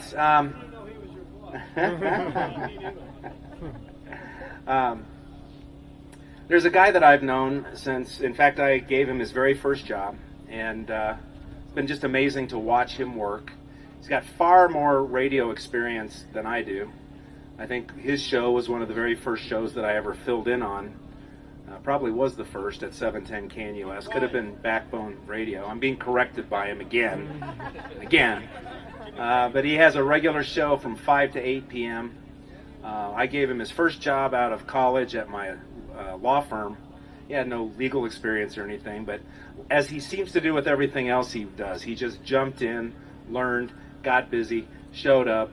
It's really been fun to watch Jimmy Sengenberger work his way to real prominence in the conservative movement, and I'm very, very happy to welcome him to the stage. Jimmy Sengenberger from 710 KNUS. I was told I'm underdressed, so I apologize for that. I had a couple requests. We heard Karen sing, but I heard a couple requests for a little blues for ICE. And I thought I might oblige to kick things off.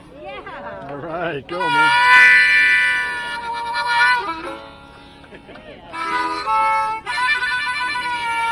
Woo! Woo!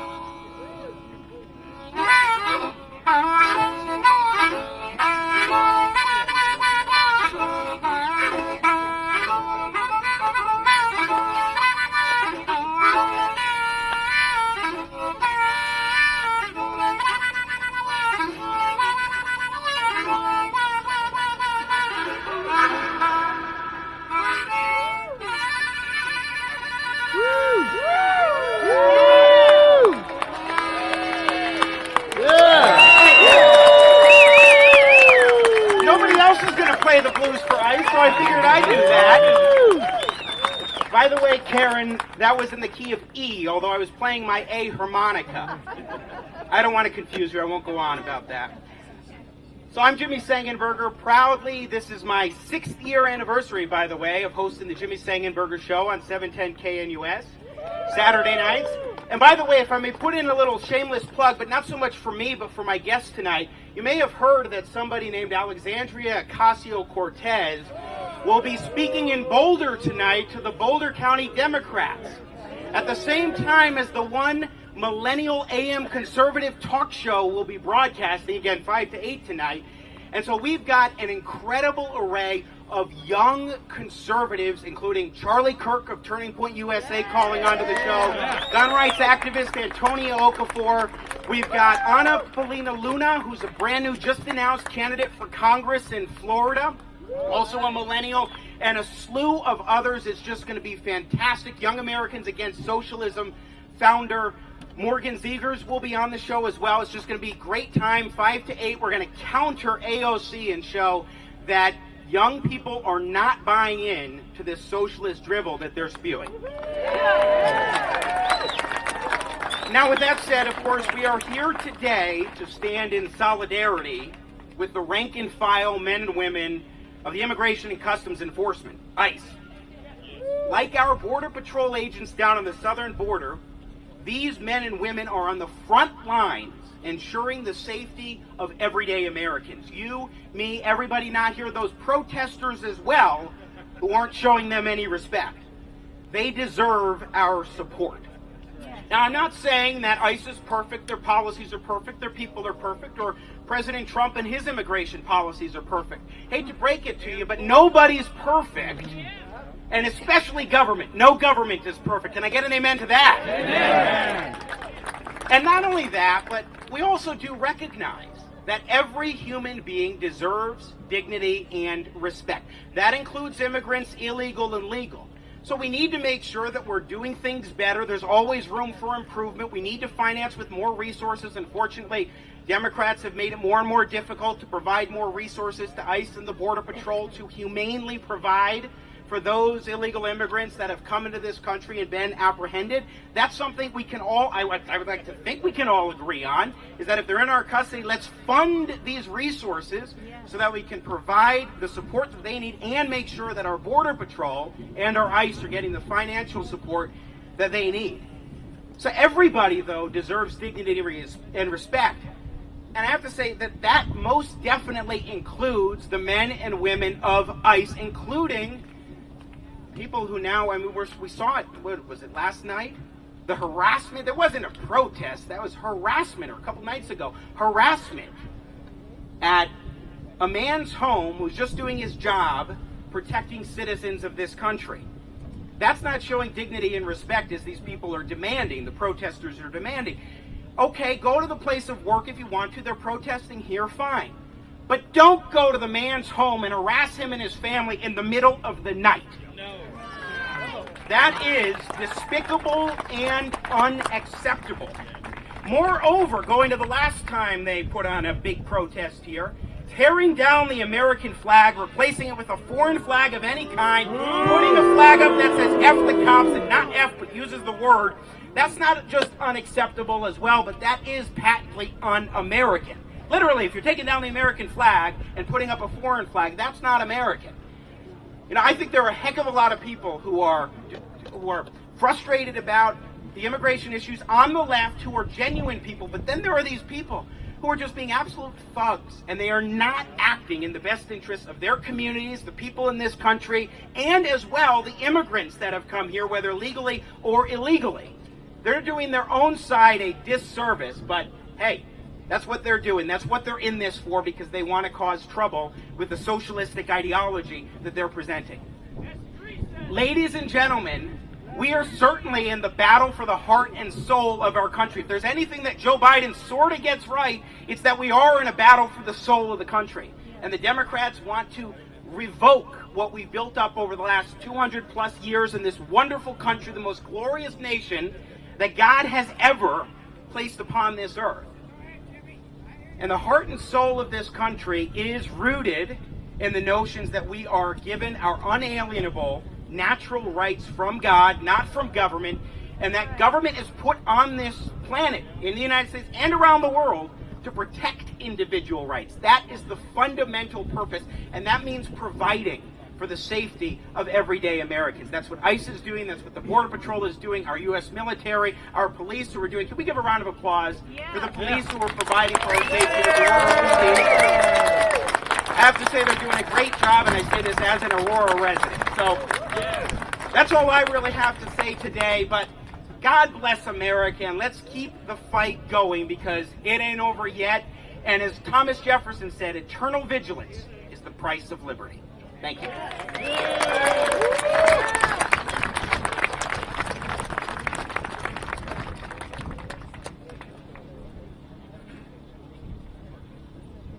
Not bad for a kid.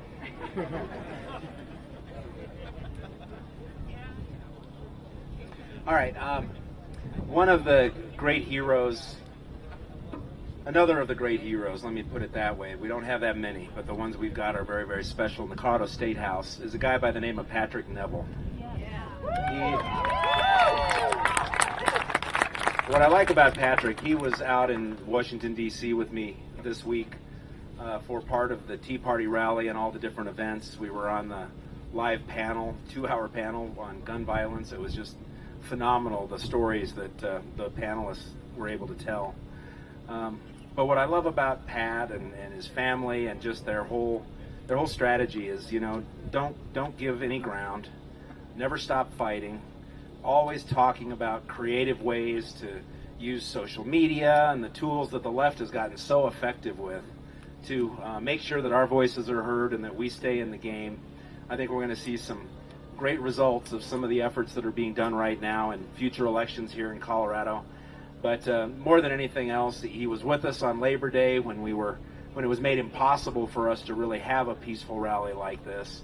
And he's here now. I wish you'd give a warm round of applause to my friend and the Colorado Minority Leader in the Colorado State House, a Republican, Pat Neville. All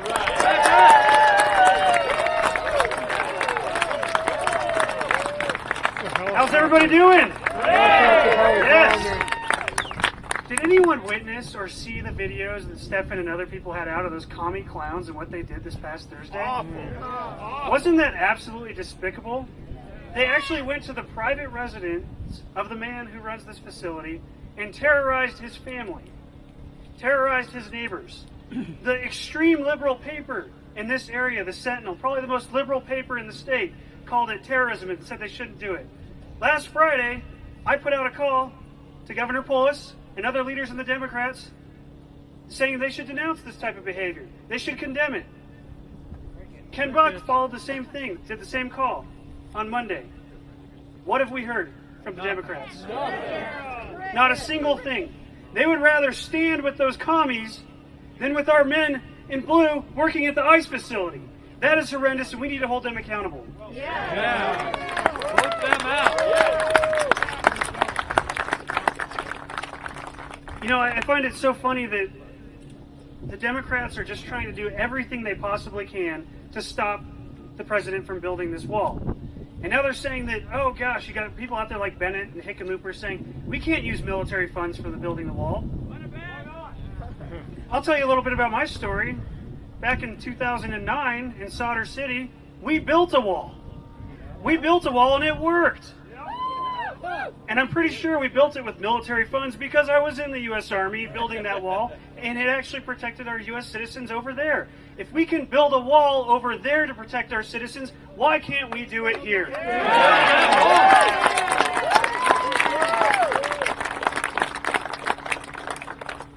Now, I was amazed at the same time, 2009, this is when you started seeing rallies like this all throughout the country with a little unknown movement now called the Tea Party. Right? That's turned into something huge. I think we can turn this into something huge. I want to thank all you guys for being out here, being brave, standing up for our rights and our country. God bless you, and thank you for being here.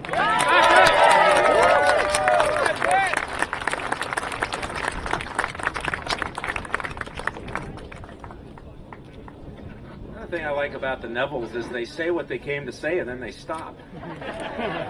That's a great trait in a politician, isn't it? Probably be a better trait in a talk radio host too. But, I'm working on it. Excuse me. I've been texting with law enforcement, and I've been hearing from some people in ICE and elsewhere. And looks like the march is up to about 300. So they're turning out pretty good. They expect more by the time they get here. I don't know how far away they are. Maybe we can find that out in a little bit. But as part of the communications that I've been getting from the people that we're standing here for, the two most profound words that I've read all morning were thank you. And what they're saying is thank you.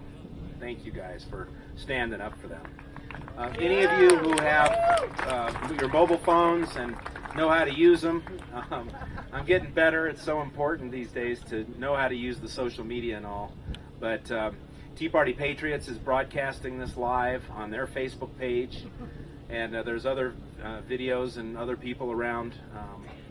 There's news reporters here, so if you can get a good smart interview, do that as well. But boy, use the social media if you can to get the word out with folks. Let's see, who do we have next? When I thought I would not be here, the first thing that I worried about, knowing that Pat Neville was going to be in D.C. and so was I, was making sure someone strong and solid and constitutionally grounded and becoming more well-known and worth listening to and fun to be around was standing next to her. And the first and only person I texted was Weld County Sheriff Steve Reams. The reason that he was the only person I texted is because it took him about 5 seconds to text back and say, heck yeah, I'd love to be here. And he is. So he started the stands around the state that many sheriffs are taking to say no to the illegal, unconscionable, and unconstitutional red flag law, the worst of its kind in the country. He's not going to enforce it in Weld County. And so Weld County is a sanctuary county against red flag, the kind of sanctuary we love. And so if he's still here and close by, I'd like to welcome him to the stage. Weld County Sheriff Steve Reams, where are you?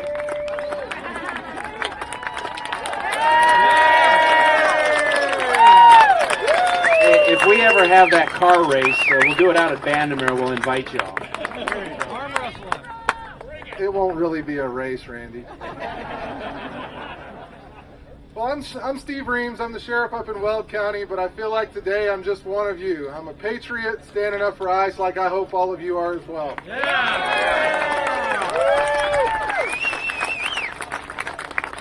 You know, as I stand out here today, I've gotten to know a lot of you guys over my stance with the red flag bill, and that's an important stance to take because we know that that's the chipping away of our Second Amendment. And without that Second Amendment, would we be so safe to stand out here today exercising our first? And I'd say no. So there's a very important reason why we stand up and we push back when our government starts to overreach. And I'm with the government, and I'm telling you that we're starting to overreach big time. It takes strong men and women like you who will come out here on a Saturday and stand around all day just to hear Michelle Malkin and fight back and support ICE. And I shouldn't say just to hear Michelle Malkin. That's a pretty big treat, honestly. Yeah. But it takes people like you guys who are willing to say, I've had enough. And all it takes is one. I think we showed that with the red flag bill. It just takes one person having a voice. But gosh, we got about 300 here today with a voice. Let's hear your voice. Support ICE.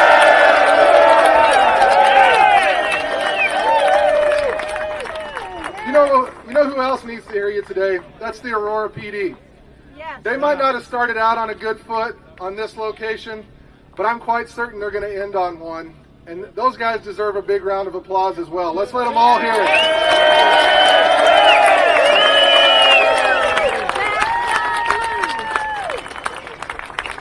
You know, I said something the other night at the Tea Party meeting that Randy graciously invited me to. In the state of Colorado, many of you may not know this, but your radical legislature just passed legislation that said local law enforcement your county jails can no longer interact with ICE to help enforce immigration law. I would agree with that sentiment. They basically made our state a sanctuary state. You saw a lot of law enforcement agencies, they were denied grant funding that was already in the pipeline because that single piece of legislation alone. And what they said was, law enforcement can't work with ICE for civil immigration enforcement. And that's what these folks in this facility are in here for the most part, civil immigration violations. They came into this country illegally. Their punishment is to be taken back to the country where they came from. But a lot of these same folks are in here for criminal violations. They criminally violated the immigration laws of this country. There's two sides to this. So since the state legislature said I can't help with civil immigration reform, we won't. We'll just help with criminal immigration enforcement. I can assure you there's still one county in this great state that is working with ICE. And you're looking at the guy who's running that agency.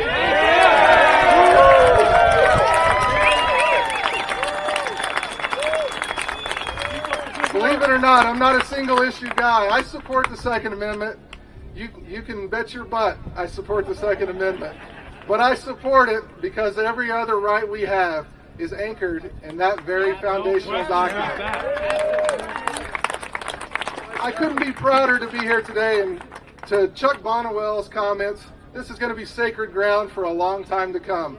I've toured this facility, I walked through this facility, but I couldn't be prouder to be standing in front of it today than to be standing here with all of you. Thank you for being here. God bless America, God bless President Trump, and God bless ICE.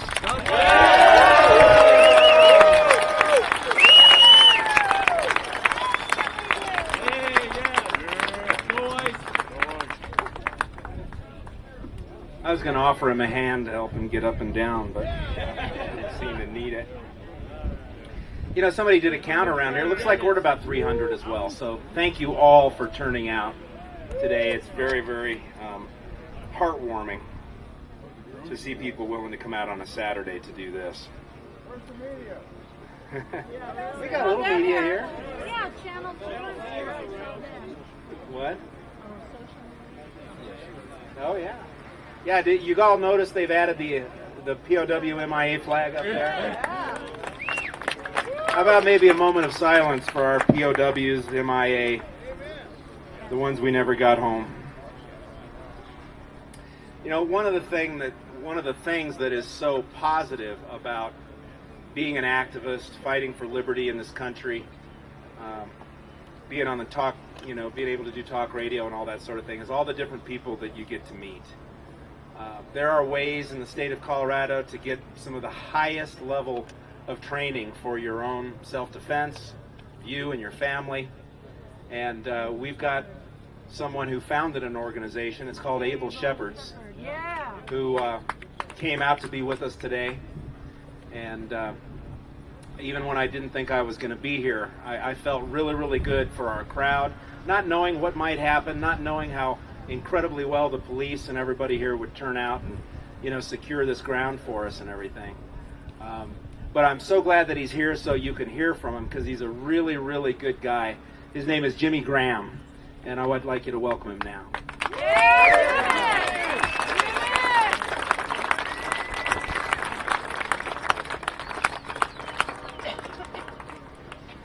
Hey, Pinkham, get up here. Thanks for being here, guys. My name is Jimmy Graham. I'm the CEO and the founder of Able Shepherd. It's a training company, organization. More than that, it's a community that basically our motto is take care of one another. I'd like to ask, I saw earlier we had some pastors in the group. Can I have you guys come up? Right up here. Actually, up front, brother. Can you come up in front? Can you come up in front right here, brother? I had a couple other ones, right? There's a couple guys over here. Do you guys mind just praying for me while I'm up here?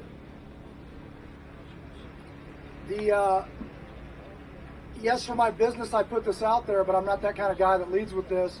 I spent a little over 15 years in the U.S. Navy SEAL teams.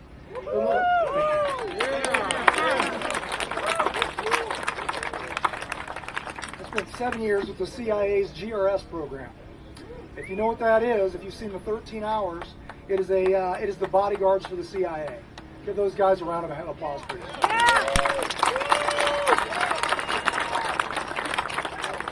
What we do right now is we take those skills, appropriately scaled to individuals to protect our schools, our churches, and our homes. We train law enforcement. I've got friends inside that building I've been texting with. I don't know if you know this, but inside that building and overseas are men and women just like us that are doing their job. I have met amazing people all over this world. I've been all over the world protecting diplomats, traveling with the SEAL teams, and they're unbelievable people. And make no mistake, I want that message to be clear. Welcome.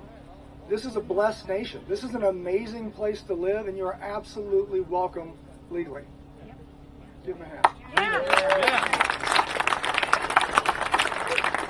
Join us in this blessing, please. I want to talk a little bit about concentric circles, and I was hoping to get you guys to back me up on this. I work every day, every single day after a school shooting, every single day after some kind of mass casualty. I am working hard to make sure that we can make your community safer. I have men and women with me here amongst us, just making sure when we walk in the room, the area is safer. We call it a protector culture. I see protectors filling this field. Are there any protectors out there? Yes. Well, Michelle, let's say with a show of hands. Right.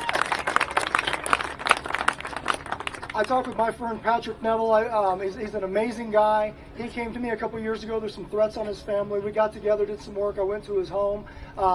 When concentric circles in a security world starts with what are you protecting, and then it works outward.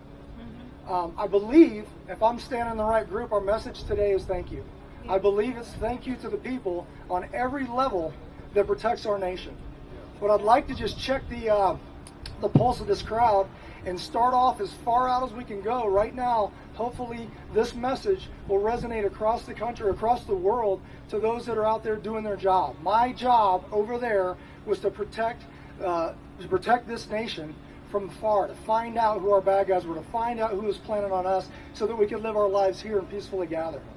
My one request when I deployed overseas, take care of my family. Take care of my country. If I come home after deployment to a mess where I can no longer defend my children, where I can no longer worship my God, Jesus Christ, where I can no longer be free to gather and speak without, some coward getting in my face, then what was I doing over there? Our duty is to protect our nation while abroad. Your duty is protect home so that there's something left for me to come back to.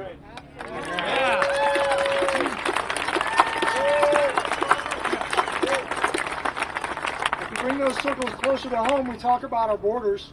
And again, legally, I would invite anybody in the world to join us in this blessing. It's absolutely amazing. We are not only protecting America, we're protecting the world. From tyranny, from oppression, from all these things. That's our job overseas. At home, we must defend. There are people right now that hate the fact that we are a blessed nation. They do not like it. They would love nothing more than to see that change. Okay? It is our job to stand up and defend this amazing blessing so that we can share it with others. So give them a hand.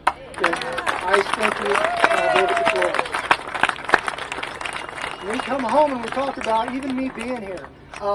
When I leave my home and I'm in my business, and it's a small business startup we started in 2012 with that mission to make our community safer.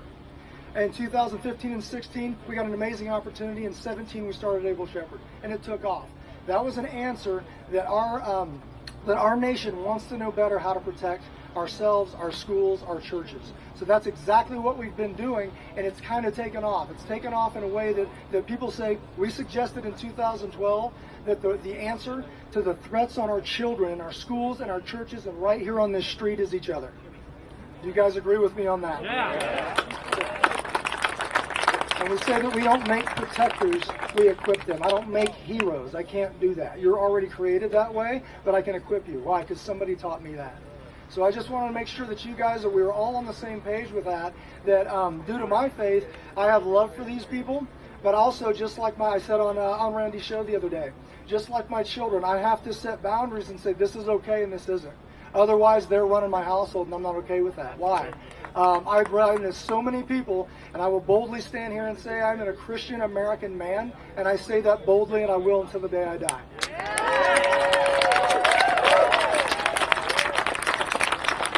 You don't have to believe what I believe, but you got to be okay with me believing it. If you believe something else, I respect that and I honor it. I'm here to shine light in a place that might turn dark. That's my job. That's my job forever. Again, our message is take care of one another. What if it's dangerous? Take care of one another. What if it's amazing? Let's go out and hang out and build communities. Patrick and I work together. He doesn't know it. He works on a higher level, making sure that I legally have the right to do what I do. When we get in discussions, he says, I'm going to hit this from up top and protect the law to defend your family. And I say, you know, me and Neil are going to go to the school right now. We're going to join a community. We started a 501c3 called Able Nation. We buy $300 med kits and drop them off at the school and say, take care of these kids. We buy $500 body armor and give it to a principal and say, I hate that I have to do this, but if I'm going to send you in harm's way for my kid, please put this on, because I want you to come out on the other end. So I learned years ago, instead of asking permission for what is legally mine and my God-given right to do, we just do it. And I would join you to do the same. Your mission might not be my mission, but we are on the same path. So please continue to move forward. If you're the mad person shaking your fist at the TV, you register on nothing. Nobody counts you.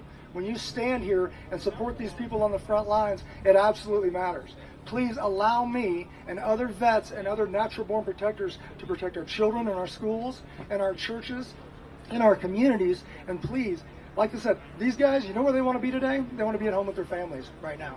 But they're not, because we've been driven in, but through terrorism, we've been terrorized to say we might have to defend our front gates. Not in Mogadishu and not in Beirut and not wherever, right here in our home, this is showing up. So please stand with me and just join me in taking care of one another.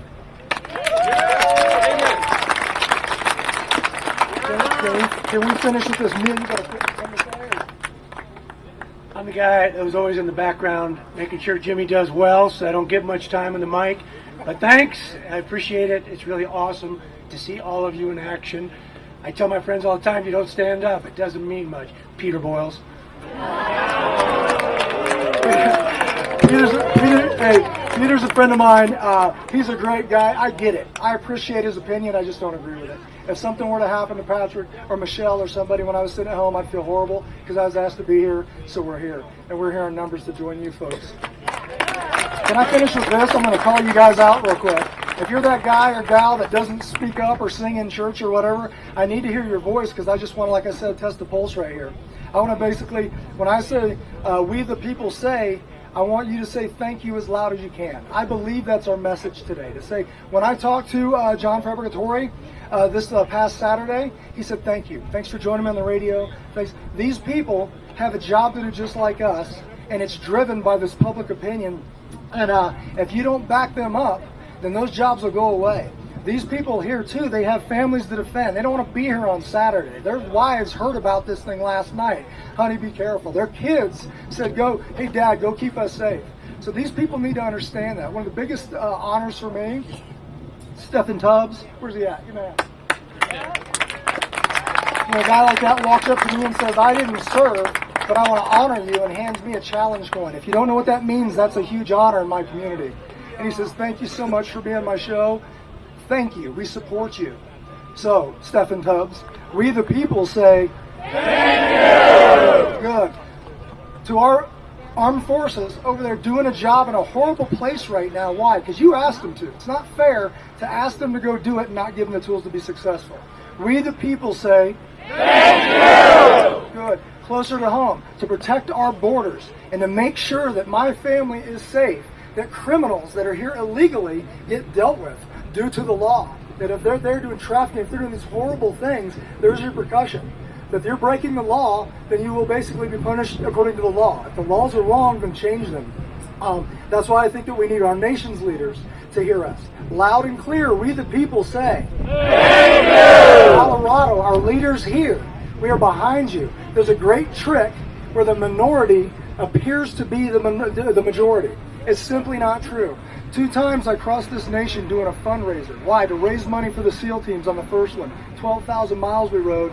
The second one we just got back this summer, 4,400 miles, we rode motorcycles to raise money to protect our schools and churches. Okay? So I know people, thank you. Thank you for that. What that showed me is every stop, Americans showed up along the way with minivans full of kids, said, God bless you, thank you for what you're doing. We are not the minority, we're the majority, but you're not being counted. Please, the next time something that you believe in speaks to your heart, show up, bring friends, bring family, and please be counted. Okay? Again, inside that building, over here, the amazing guys I talked to here, we've already been checked and our security, all that's validating they're doing their job. Law enforcement inside that building, we the people say, thank you! God bless you guys. God bless this amazing country. In Jesus' name.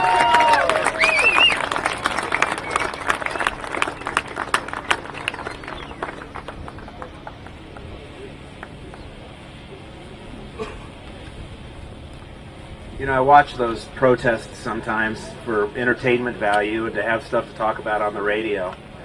I never see any heroes showing up to talk to those people. I never see people that are worthy of the respect and the love and the appreciation that we give to somebody like Jimmy and so many others who are here. So it's just such an honor to be on this side. And I really like his idea. There's so much law enforcement out here. I know they're watching the live feed inside the ICE building of what we're doing. So let's do a little chanting for them real quick. Let's first say, thank you, ICE! Thank you, ICE! Thank you, ICE! Thank you, ICE! Thank you, ICE! Thank you, ICE! Thank you, ICE! All right, enough of that. And then once more, there's a lot of law enforcement here. I want to single out Aurora PD because this is their jurisdiction, but there's a lot of other folks, so we'll just do two more. The first one will be, thank you, Aurora PD! Thank you, Aurora PD! Thank you, Aurora PD! Thank you, Aurora PD! Thank you, Aurora PD! And last and not least, this covers them all, really. Thank you, law enforcement. Thank you, law enforcement! Thank you, law enforcement! Thank you, law enforcement! Thank you, law enforcement! Blue Lives Matter. Blue Lives Matter! Blue Lives Matter! Blue Lives Matter! Blue Lives Matter! Blue Lives Matter! Blue Lives Matter! Blue Lives Matter! All right, very good. It's just nice for them to hear that, don't you think? Yeah. Dang right. All right, before we get to our next speaker, you heard from David Williams. We were talking about the Vote No on CC, and there's a gentleman right over here who's got a great flyer. If you want to learn more about CC, you can go to their website, votenocc.com. Pretty easy, votenocc.com. You can print these and distribute them all you want. Learn a little bit more about it. We've got to stop it because the Democrats, with all their fees and everything else, are already going to be raising your taxes. So I just wanted to give him a shout out, votenocc.com. Get a flyer if you can use it, and you'll make use of it, and spread the word, please. There is somebody far better than I to introduce our next speaker. When I was trying to figure out which one of the dynamic duo to have up first, it was easy. It's what my dad and my mom taught me when I was little. Ladies first. So I'm going to invite Rev Bonnywell to the stage, and maybe if we're lucky, he'll bring his mom.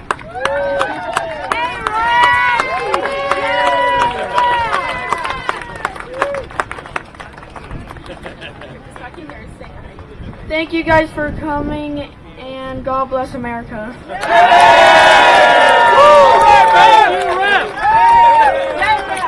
That's Rev Bonnywell the Fourth. Hello, I know I messed that up. Hey everybody, I'm Julie Hayden.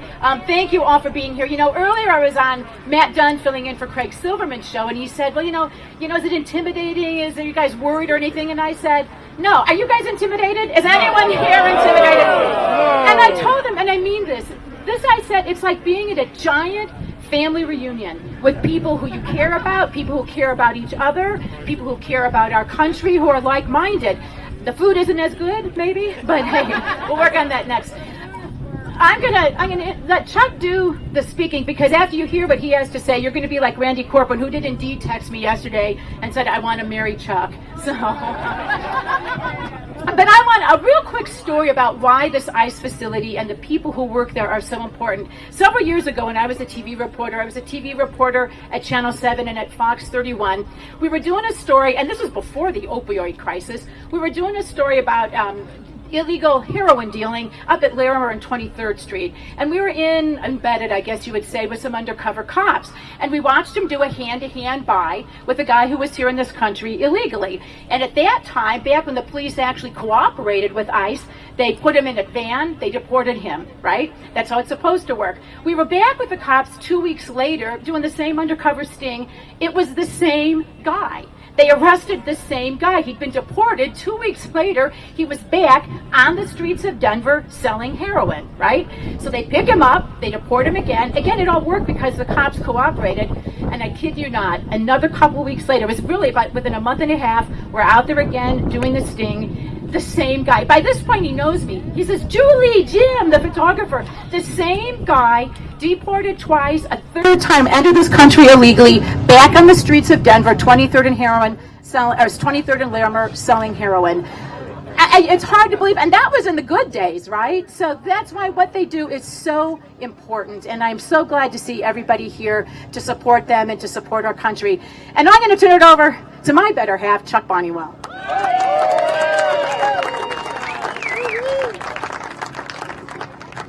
I am told that a Tifa has finally arrived, and all I can say is, why did it take you so long?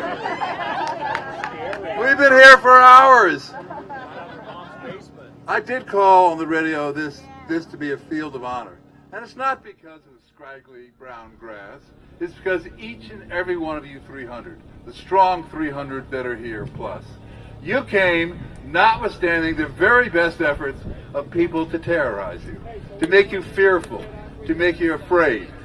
But are you? No! No, you're not.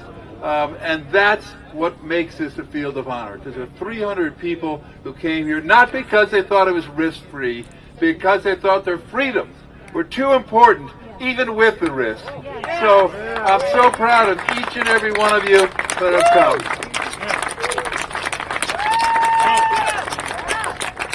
From now on, for you that listen to our program and occasionally call in, tell Adam, he was our producer, say, I'm a 921er. And he'll note that on the little board in front of us, and we'll make sure you get on to the best of our ability, because you're special people. You're 921ers, and there are lots of people, lots of people talk the talk, you walk the walk!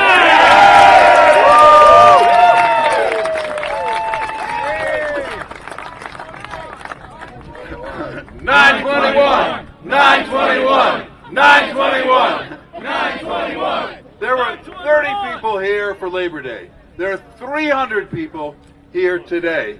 We've got to make sure the next time we meet, it's 3,000 people. 3,000 people strong.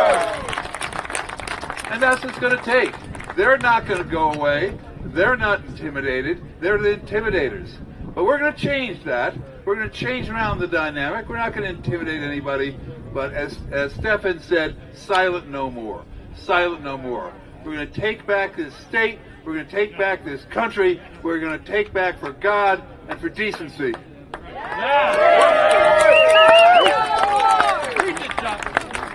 I don't want to go on too long because I know we all came to hear Michelle Malkin, right?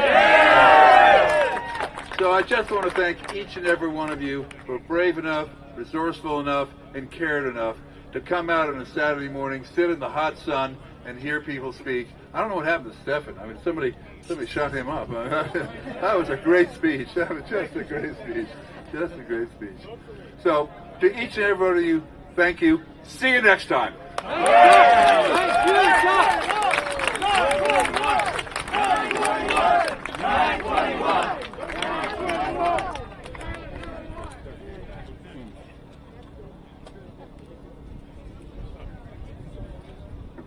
Stephen Graham still here? Pastor? Okay. All right. We're, the folks are approaching, and so I think we've got a plan for that. We're down to about our last 3 speakers. We're going to hear from Pastor Graham.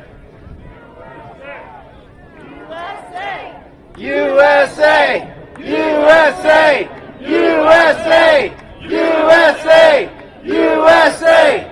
USA! USA! USA! Love it or leave it! Love it or leave it! Love it or leave it! Love it or leave it!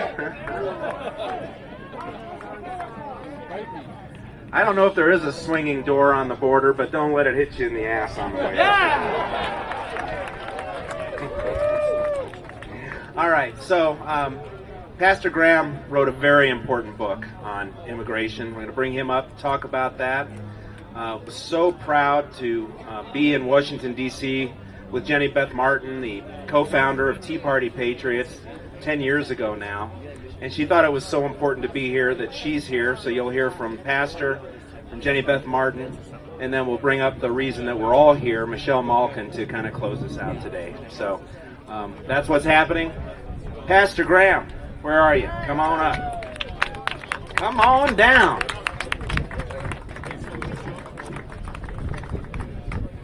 It's a warm day. Does anybody need a little ice? Yeah! I think America's a little hot. I think she needs a little ice. What do you think? Yes, thank you to our law enforcement. Thank you to Immigration and Customs. Thank you for the jobs that they do. Do you believe that we should be one nation under one set of rules and one set of laws for everybody? Yes!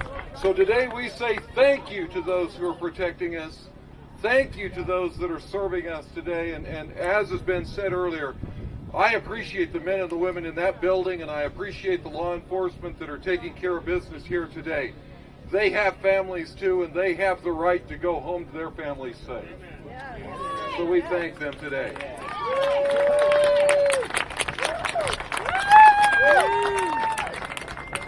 So what is a pastor doing up here speaking about immigration, for Pete's sake? Well, let me ask you this. Would you rather hear George Soros? No! You see, today, you may not know it, but George Soros is being preached in the pulpits of America. There are groups like the Evangelical Immigration Table that takes their funding from the Ford and the Tides Foundation through George Soros money, and their sermon notes are being preached and taught in the pulpits and in the churches and in the synagogues of the United States of America. They have approached me, they have approached others, they have approached me to try and lobby Washington, D.C. Instead, I lobby for the other side. I want one nation under God, indivisible, with liberty and justice for all. This is what we need to stand for. In order to do it, they twist the Bible. They manipulate your heart. They talk about scriptures. Now, don't get me wrong. I believe that we are to love everybody that we come in contact with and take good care of them, no matter who they are.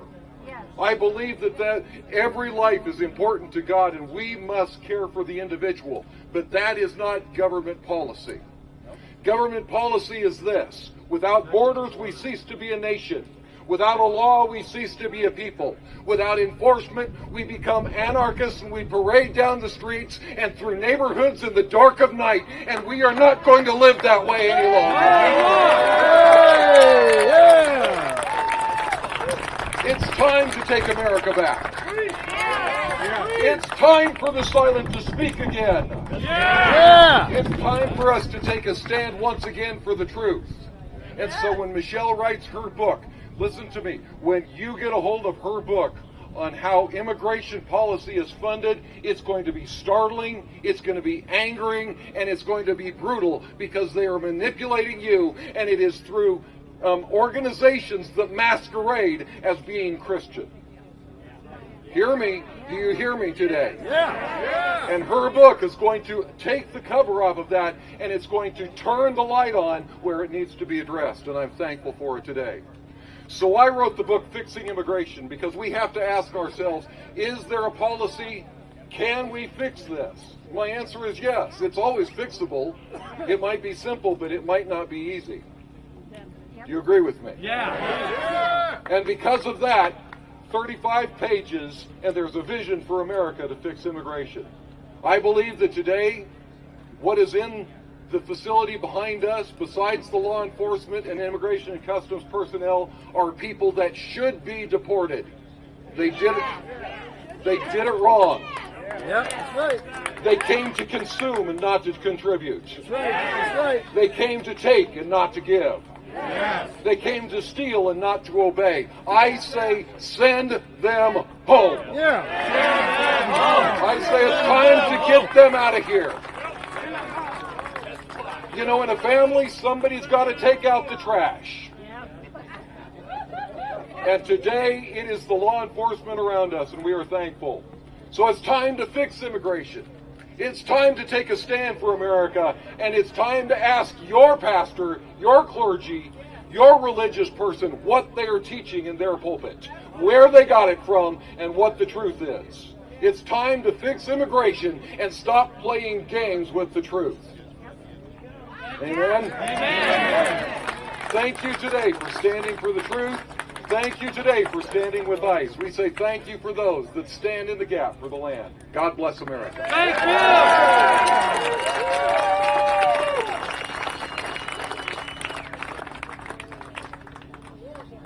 How about Pastor Stephen Grant, man?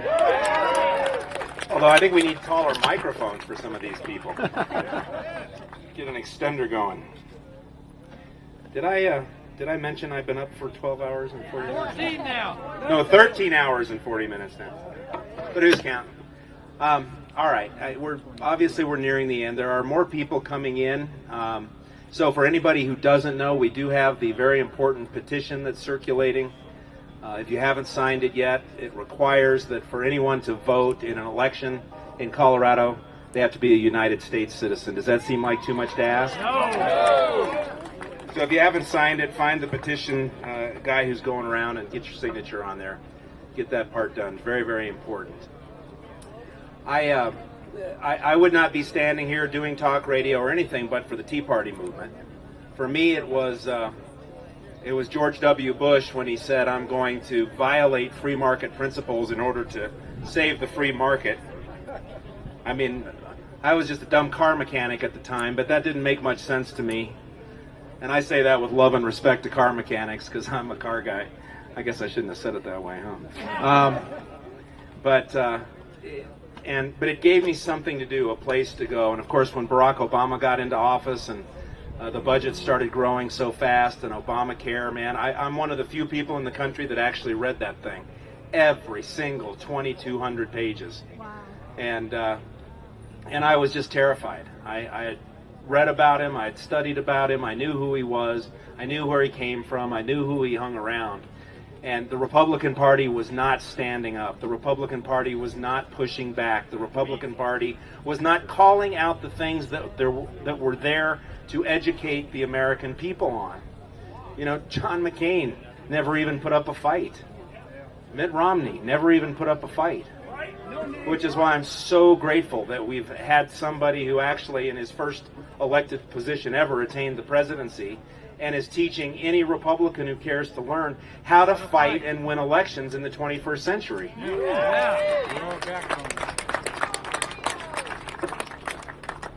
There were great local Tea Party groups around. I immediately was drawn into Tea Party Patriots because I loved the story so much of a woman, an accomplished woman, and a professional woman, but also a housewife and a mom who sat down in her kitchen one day with another patriot or two and decided, you know, we've got to do something. We've got to rally people together. We've got to have a unified message and a way to put that energy and that anger and that passion to work.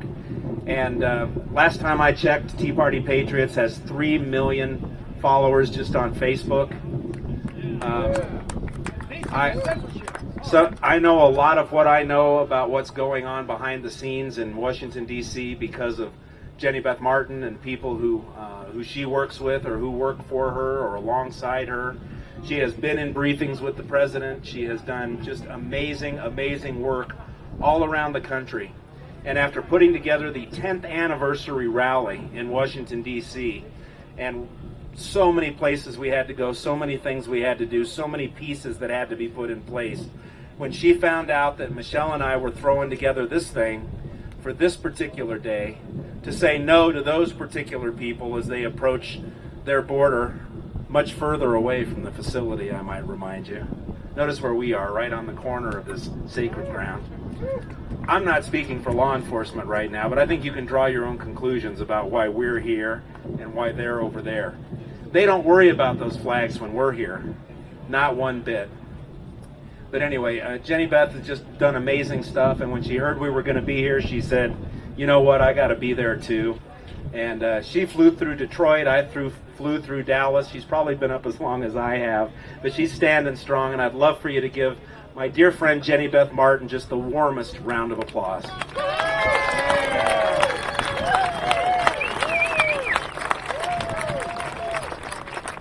Gosh, thank you so much for being out here today. When I heard what Randy and Michelle were doing, I immediately got on my phone to figure out if I would be able to get from DC here in time, and I'm so glad that I've been able to be with you today. And thank you so much for standing here at this facility, which is the Aurora Processing Center. It's an ICE facility, standing here today to stand with ICE. You're doing it here for the people in Denver and in Colorado, but you're also doing it for everyone else across the country who could not be here today at this facility where people took down the flag a few weeks ago. So thank you from all of us across the entire country who stand with ICE. Thank you for being here.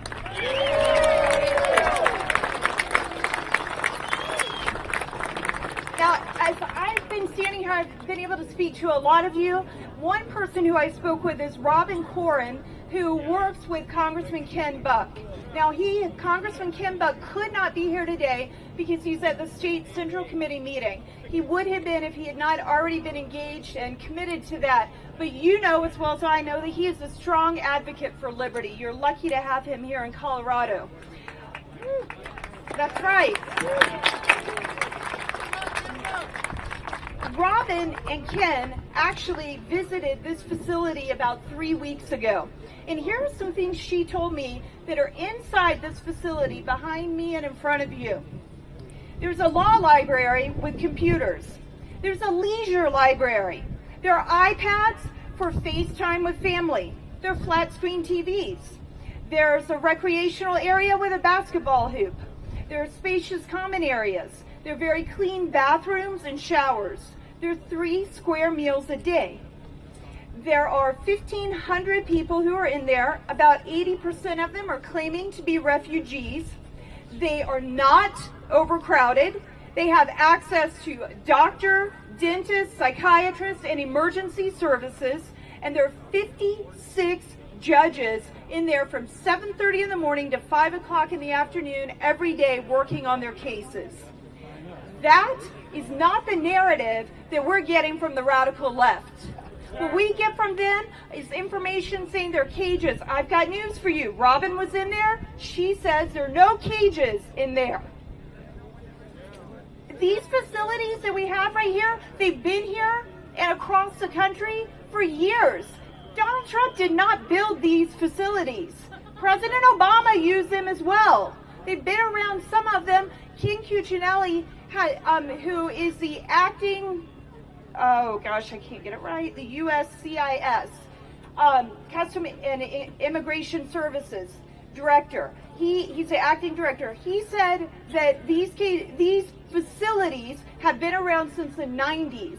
If the Democrats don't like them, they're in Congress. Pass a bill to build more facilities. Remember when President Trump was negotiating for things, one of the things the Democrats said they want is to take care of children. They claim they want to take care of children. President Trump in January was trying to get more beds, and they opposed getting more beds. So the Democrats, I don't think they actually want to solve the problem. And I've been all over this country. I've been to the border. The man who's standing right here with me who is doing Facebook Live. And make sure, if you haven't had a chance right now, I understand because you're busy at the rally, when you get home tonight, share the Facebook Live session that we have on Tea Party Patriots so other people can see what happened and hear from the people here today. He helped us make a documentary. He was the executive producer and director of this documentary, and it's Border States of America. We've been following this issue since 2013 at Tea Party Patriots. I've been to the border more times than I actually can count, and I don't think that, I'm convinced the Democrats want to use this to complain. They want to use it to stir up hostility and hatred in this country. They do not want to solve the problem. They're not putting America or Americans first. Now, there are some people who don't know any better. They're misinformed, they're well-intentioned, they want to be good to their fellow man, and they just do not have all the facts. Okay? Those people, it's our job to help as we encounter people like that to talk to them and engage them and make sure they understand what's going on, and to do so in a way that can help sway hearts and minds. And there are other people who are elected or in positions of power or run organizations that profit off of our border who want there to be a false narrative. They want to advance a radical leftist socialized agenda. They want to socialize America. They want to advance socialism in this country. And they think they can do that by tearing down the things that make this country great and strong. We're not going to stand by and let that happen, and I know that's why you're here today. And frankly, that's part of the reason why we elected Donald Trump to become our president. These radical leftists have attacked him every single day, well, even before it was obvious that he was going to become our next president. But beginning on election night, they began their resistance, and they've done everything they can to resist him, to malign him, to attack him, to spread false information about him, and to undermine a duly elected president. Despite all of that, President Trump gets up every single morning and he's willing to fight. He's willing to fight for America, he's willing to fight for Americans, and he wants to put America first. USA! USA! USA! USA! USA! I do just want to say publicly I appreciate that about President Trump so much. And he works to keep his promises. And working to secure the border, that was one of the first promises he made on the campaign trail. Now, I am here to say that I proudly stand with ICE. The people who work for ICE, for Customs and Border Patrol, the men and women who serve this country, whether in the military, in the police, firefighters, first responders, these are good people who the military works to defend us overseas and not on American soil normally, but the others work to make sure the rule of law is intact in this country and that we have a safe country. And I appreciate that so very much about them. So I know we did it earlier, but I want to say one more time to all those men and women who are standing over there today, thank you! Thank you! And I want to set the record straight on just a few things, if you'll allow me to. I think it's important that you understand, that you know this information so you can help get it to those people who are well-intentioned but they're misinformed. First, President Trump is building the wall. Yes. There's 66 miles of new border wall. And every mile is a new mile of border wall. It includes replacing old barriers. When they have to do that, it's still a part of a new wall. And the border security system that they're putting in is a full border security system. It's not just a wall. It includes lights. It includes access to roads. It includes technology and the physical barriers. So it's a system to secure the border. There are 167 miles of border wall that are currently under construction. They're in high entry sectors like San Diego, Yuma, El Paso, and El Centro. there are 276 miles that are in the pre-construction phase. By 2020, there'll be 450 new miles and 59 miles in construction. Under President Trump's leadership, Mexico is stepping up to help secure our shared border. The Mexican government has taken unprecedented steps to curb illegal immigration, and the results are showing. According to the acting Customs and Border Patrol Commissioner Mark Morgan, the government of Mexico has apprehended 134,000 people this year alone. Now, 134,000 people. Last year, in the whole entire year, they apprehended 83,000. So it's already more this year than last year, and we still have months to go before the year is over. And walls work. Border Patrol will tell you that walls work, but you can look at your own life experiences to understand that walls work. Randy's talked about how we both traveled here this morning. Think about this, the last time that you got on an airplane, it is more difficult for a citizen of this country to travel legally inside our country from one state to another than it is to get into the country in some of our border, along the border in some places, whether you're a citizen or not. I have to show an ID. I have to stand in line. I have to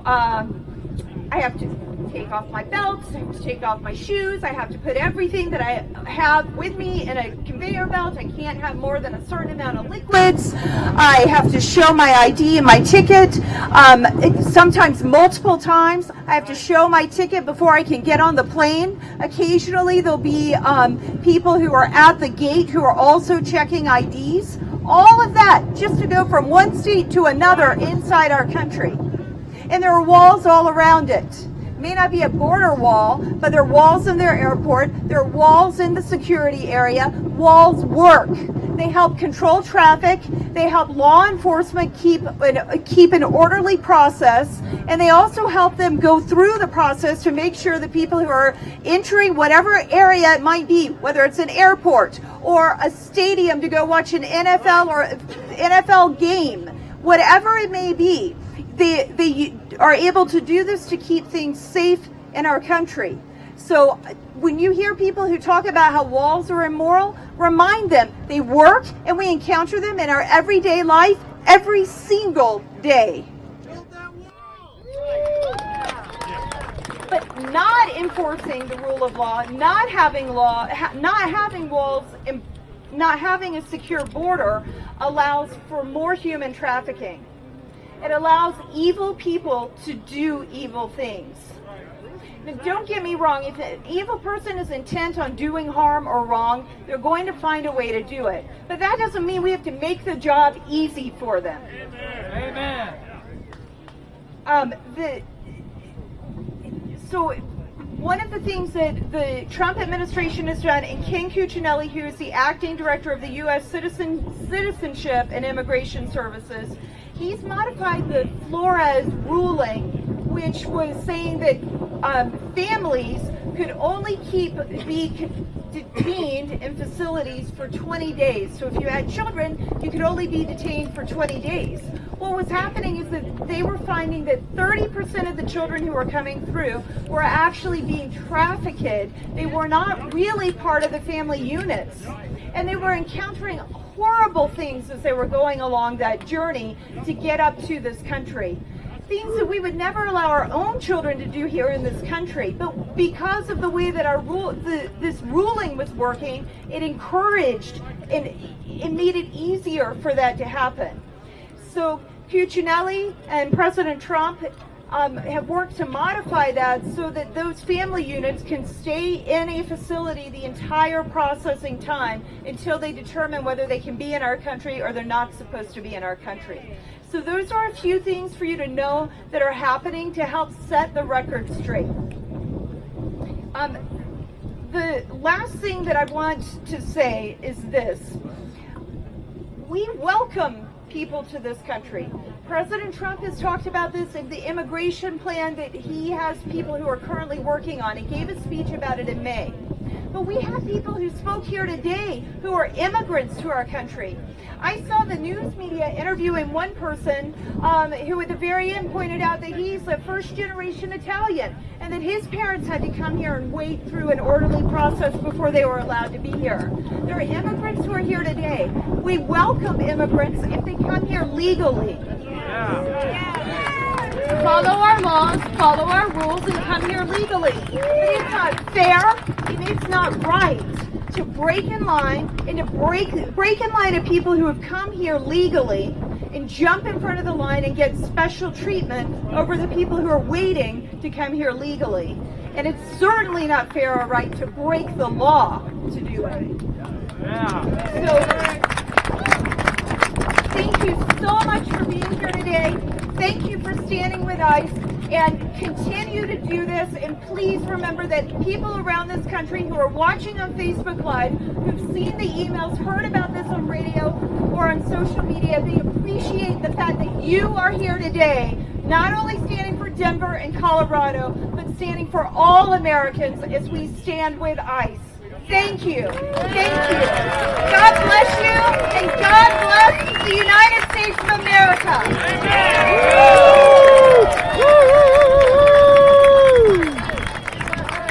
USA.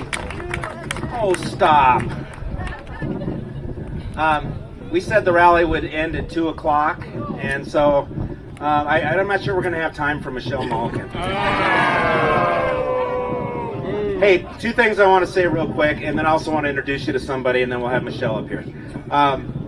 Do not engage with people who are infiltrating here. If you see them, if they come in, if they try and engage with you, just keep on walking, go back to your cars. We did our thing. All of those brave men and women inside that building and the ones that are outside and up on the roof who are making sure that the American flag will never come down from there again. They're not here because of us. They're here because of them.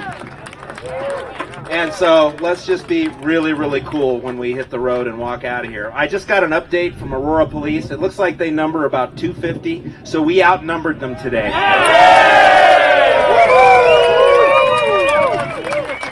And they're still about... And I'll tell you, if the Republican Party didn't have their Central Committee meeting today, there would have been a lot of Republicans here. I want to give great kudos to the chairman of Arapahoe County, Denver County. Everybody that I reached out to said yes to putting out an information and a blast email about this event. When I texted Ken Buck about it and said, hey man, can you get this out for us? It may not have happened because of the Central Committee meeting and late communication on my part. Maybe it did. If it did, I didn't see it. But Ken Buck's immediate reaction was, heck yeah, we can do that. We can get that done. The Republican Party is working for us again in the state of Colorado. I mean, the proof is in the pudding. I get it. But I've been invested in those guys now for 8 or 10 years. I mean, watching, challenging. Helped get rid of Ryan Call. And it's a lot different than what I've seen in the 10 years I've been an activist in Colorado now. So fingers crossed, we've got a lot to do. But Ken Buck is the chair. He's also remains one of the most conservative Congress critters that we have in Washington, D.C. He had an amazing interaction with Tucker Carlson last week. And his communications, what? His district, whatever. She can tell you who she is, but she's a friend of mine. I've known her for a long time. She works and talks with Ken every day. Her name is Robin Coran, and I'm going to invite her up for just a quick minute.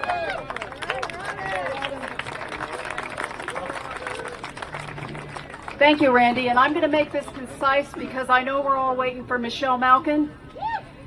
I am Congressman Ken Buck's district director, and it's pretty significant serving the #1 most conservative member out of 435 members of Congress. He is the most conservative member. That means he is standing on the Constitution. He is #1 in defending our Constitution and trying to defend our liberties. That is Congressman Ken Buck. and he is over part of this district, Adams and Arapahoe. But I just want to give you an example of something Ken did just this week, and Randy was alluding to it. The Judiciary Committee were debating on red flag laws this week. And many years ago, the Democrats supported what they called a red flag measure called no fly, no buy. And what that meant is if you ended up on a terrorist watch list, then you would not be able to exercise your Second Amendment right. And we know how inaccurate those lists turned out to be. So Congressman Buck was interviewed on Tucker Carlson this week, and first of all, he stated he's against any red flag legislation. But secondly, when they were debating it, he proposed an amendment, and he said, since 80% of the murders committed by gun violence are committed by gang members, then we need to target the most dangerous murderers in this nation. And he proposed that amendment. I'm sorry, this wind is getting in my mouth and drying my mouth out. He proposed that amendment, and the Democrats voted it down using the same arguments that the GOP used in defeating the no-fly, no-buy amendments that they tried to pass earlier. I just want to say this. My mouth is so dry.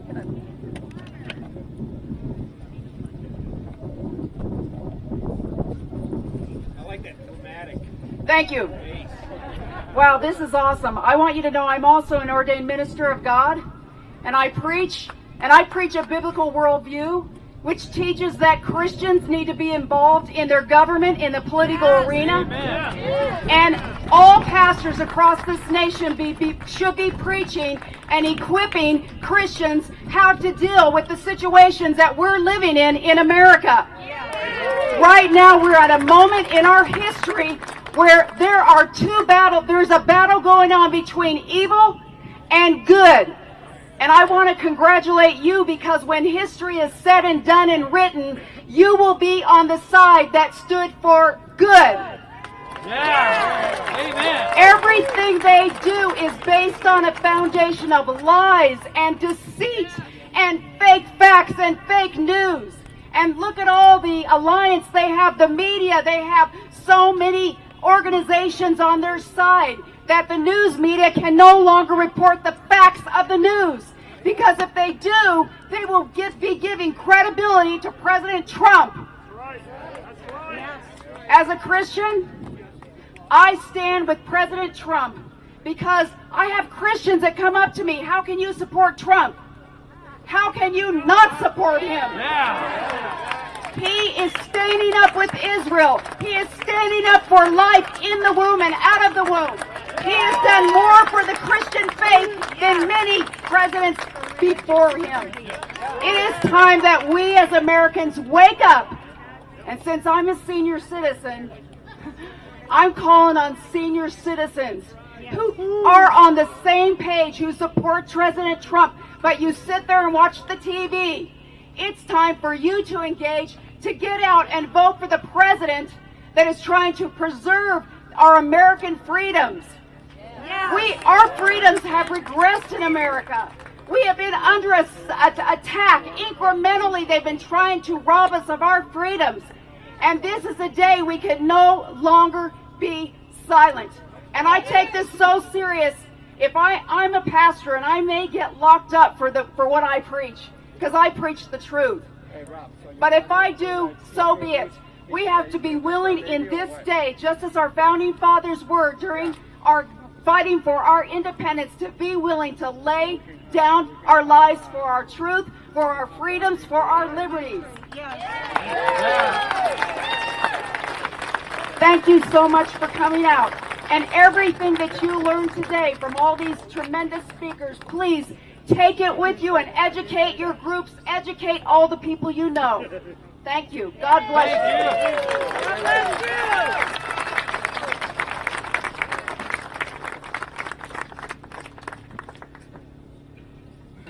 That was so worth it. Of course, this goes without saying. We always leave the areas that we stand on in better shape than we found them. So the wind has come up. If you see any trash, whether it's your trash or not, make sure you pick it up. Let's leave this place absolutely spotless when we walk out of here. And now if you guys would help me, I'm trying to find a little brown woman somewhere. She's a racist and a white supremacist, easily lost in a crowd. I just can't tell you what a pleasure it's been since 2 days before Labor Day to get inspired by.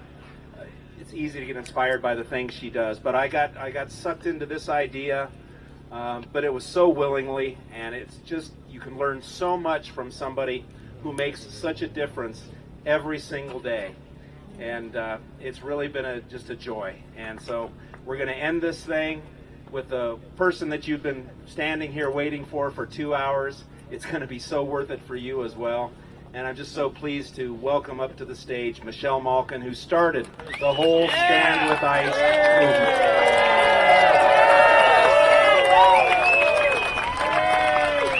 Thank you, Patriots! I know it's hot out here, but we're bringing the heat. This is what it's all about. Stand with ICE. Stand with ICE. Stand with ICE. Stand with ICE. Stand with ICE. Stand with ICE. Infiltrators here. This is what we're about. We stand with ICE because we stand for America. So the wind has been picking up a little bit. Have you felt that? There's a disturbance in the force. As many of you have probably learned, Alexandria Ocasio-Cortez is in our blessed state. In Boulder, apparently. Or as I call her, many of you know this, Alexandria Open Bordez. She has a squad, right? It's a mob. And all of you have joined our squad.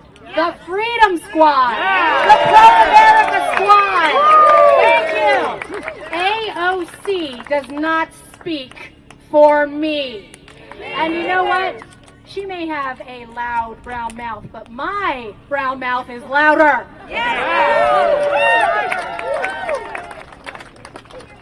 For the last 25 plus years, I have reported on the immigration chaos and anarchy that have reigned from coast to coast, that have victimized and imposed suffering and costs and consequences, not just along the southern border, but across the interior of the country.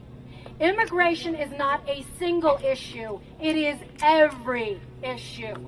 And if we do not stand for immigration enforcement, our country will fall. Are you for our country falling? No! Do you support and defend the Constitution and laws of the United States of America? Yes! Do you stand for America? Yes! Well, that makes you a supremacist, racist, hater, xenophobe, blah, blah, blah. And I'm proud to stand with you, unapologetically and without a hyphen. You have heard from, yes, that's right, we are the deplorables. You've heard from many incredible people, people who have served this country in uniform, people who have dedicated their lives to immigration enforcement, and I want to single out the young people in this audience who are the future of our country. Thank God. What we understand is that the forces that we are up against are very formidable, but they are not insurmountable. And it requires us to be silent. No more!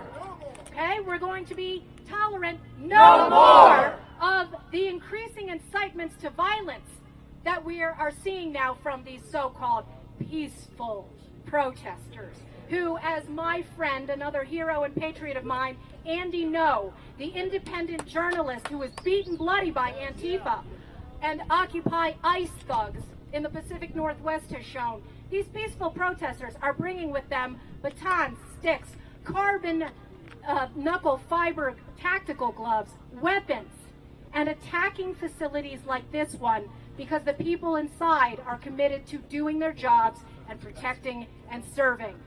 No more. No more American flags torn down. No more. That was a unifying moment. It was a galvanizing moment for me. And believe it or not, I wasn't always this loud brown woman with a big mouth.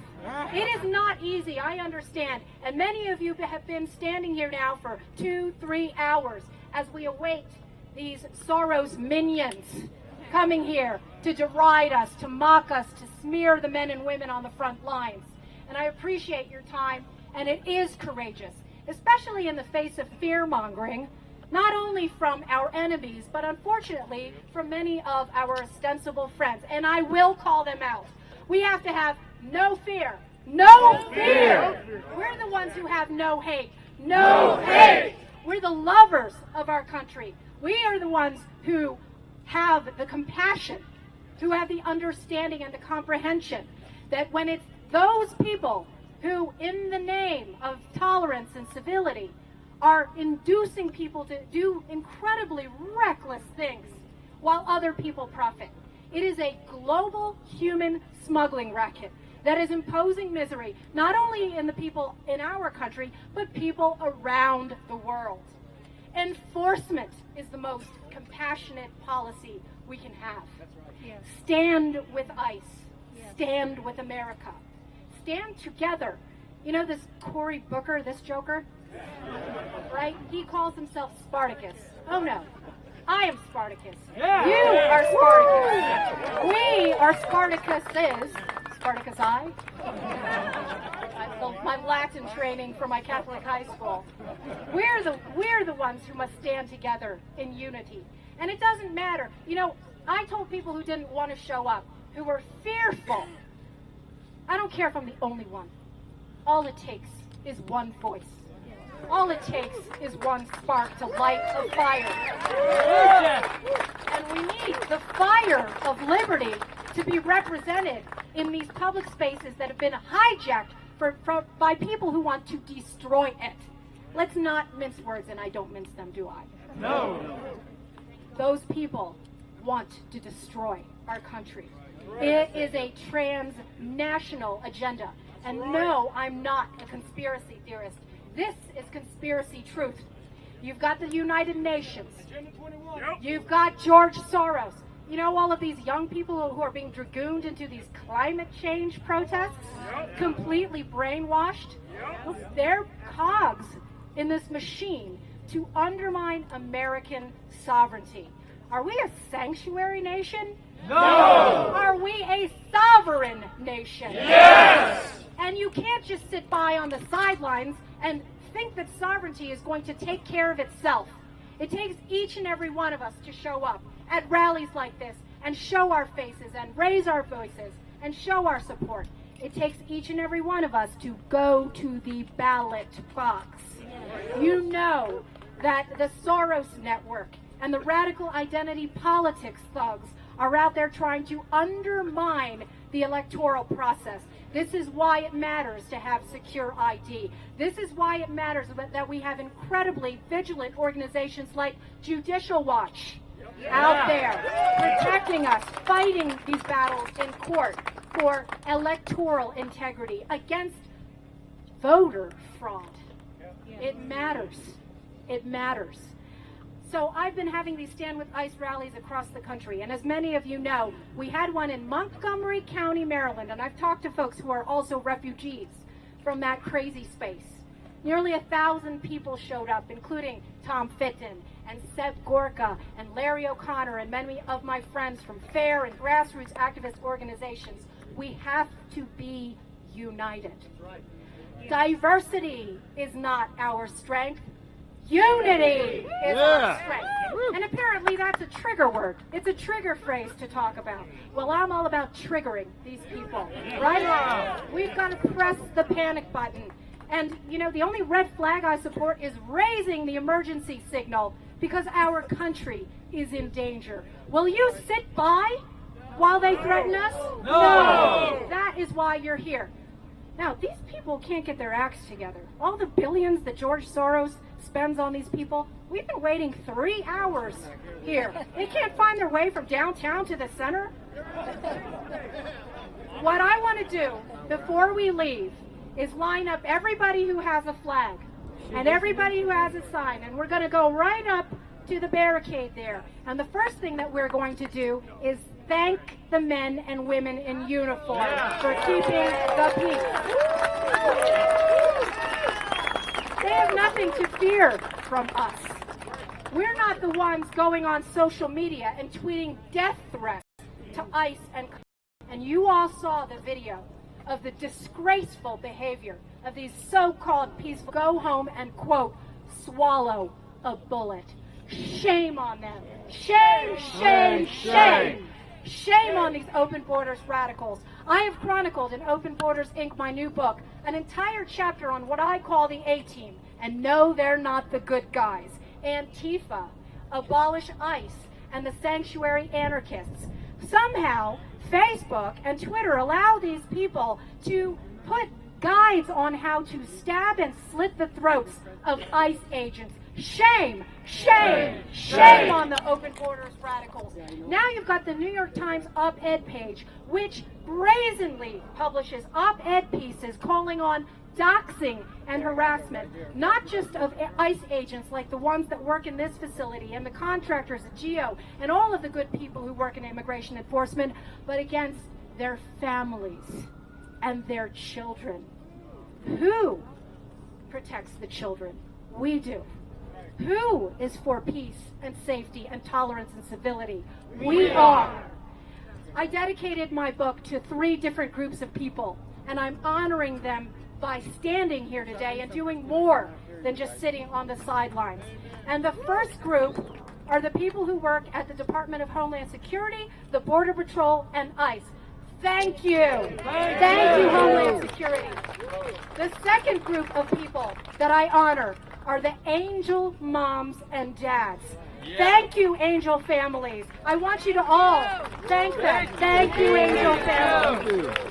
We talk and we hear about the separation of families by the other side, and yet they have not one iota, not one cell of compassion for the American citizens who've been permanently separated by their family members because of the immigration anarchy that exists in sanctuary cities, counties, and states that block communication between these federal ICE agents and local and state law enforcement. I have heard from many of them all across the country. They're disgusted by the fact that they have to work with their hands tied behind their backs and gags on their mouth. We need to free them. We need to back them to be able to do their jobs. End sanctuary. End sanctuary. End sanctuary. End sanctuary. You know, it is a disgrace. And I talk in my book about how American citizens, survivors of these illegal alien crimes, don't even have standing in American courts to sue the people responsible for the deaths of their loved ones. And that, in large part, is because of the illegal alien lawyers lobby funded by George Soros, and unfortunately funded in large part by our own tax dollars.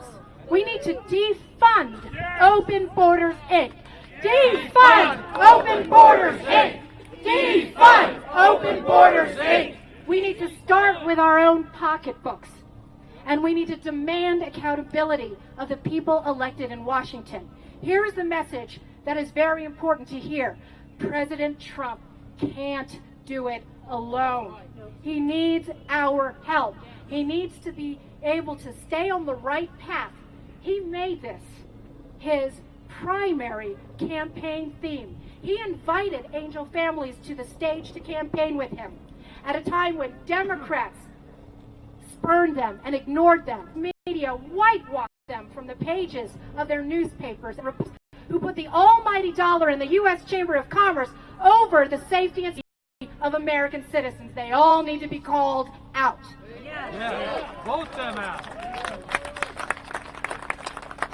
I am also here for a third group of people that I dedicated Open Borders Inc. to, and that is my friends and patriots who have been deplatformed and censored and shadow banned and silenced and relegated to the valley of the banned. You heard from Louie of the Proud Boys. I am very good friends with the founder of that group, an incredible patriot and articulate, wonderful communicator of ideas, Gavin McInnes, who, that's right, who is suing one of the groups responsible for the open propaganda that you and seeping. The SPLC is the most ruthless and efficient smear machine in this country. And for as long as I have been working as an out-of-the-closet conservative patriotic journalist, this group has sought to smear and marginalize and ostracize and silence people like me and people like you. Know your enemies. The SPLC has partnered with Silicon Valley to design algorithms, not just to go after blue check marked big mouths like me, but ordinary citizens. And why is this? They're very explicit about their agenda. Thanks to another patriot and friend of mine, James O'Keefe at Project Veritas. We know from these Google whistleblowers that they have one goal in mind between now and Election Day 2020, to deny our president re-election. Will you let them do it? No! No! That's why we're here, to show up, to raise our voices, to counter the mob of resistance that wants to bring down America. What we're going to do. Where's my son?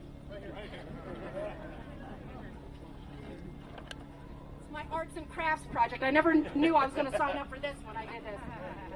We're going to stand with ICE.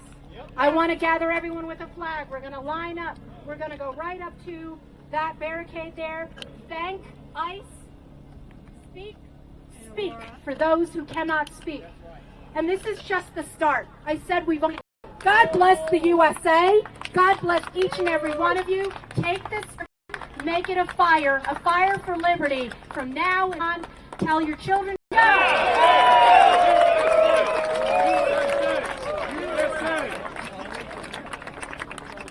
right, everyone with a flag. Whose phone's up here? Michelle, is it yours? Oh, it's Stacy's. We're almost there. So while you guys are walking over there for the picture, don't forget to sign the U.S. vote petition. U.S. citizen to vote in Colorado.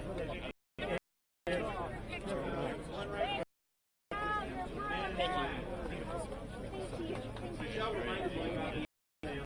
You can hear me as you walk over. Maria is the founder of the Let's go.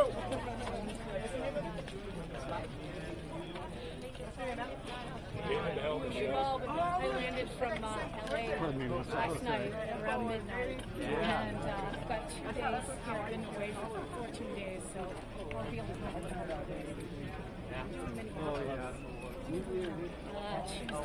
we can help with the border. That's fantastic. Where's Karen?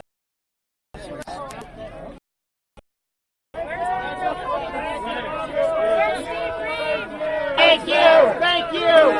Stand with ICE! Stand with ICE! Stand with ICE! USA! USA! USA! USA! USA! USA! USA! USA! USA! USA! USA! Stand with ICE! Stand with ICE! Stand with ICE! Stand with ICE! Stand with ICE! Stand with ICE! Stand with ICE! Stand with ICE! Stand with ICE! Stand with ICE! Stand with ICE! Stand with ICE! Stand with ICE! Stand with ICE! Stand with ICE! Stand with ICE! Stand with ICE! Thank you guys. Beautiful lady! A beautiful brown woman! Take the black and blue! Thank you very much for making us safe! Thank you for doing what you're doing! And keeping this nation great. Thank you, brother. Thank you. Thank you. That officer has a nice smile. Thank you. How are you going? Thanks for what you're doing. Where's the rest of you guys? I thought there was going to be a big crowd. Let's see. Here they come. USA! USA! USA! USA! USA! USA! USA! USA! USA! USA! USA!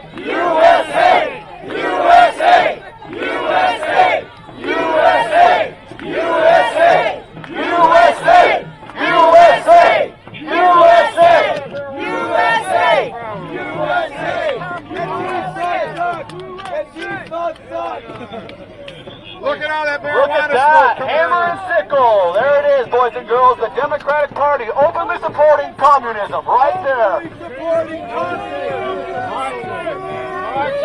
USA, do it the legal way. Is not welcome in the United States. Come in the legal way. Come in the legal way. Come in the legal way. Come in the legal way. Come in the legal way. Come in the legal way. Come in the legal way. Come in the legal way. Come in the legal way. Come in the legal way. Hey everybody, how about we sing God Bless America? Let's get this started up, huh? Here's my papers. Alright, somebody help me start this off. God bless America!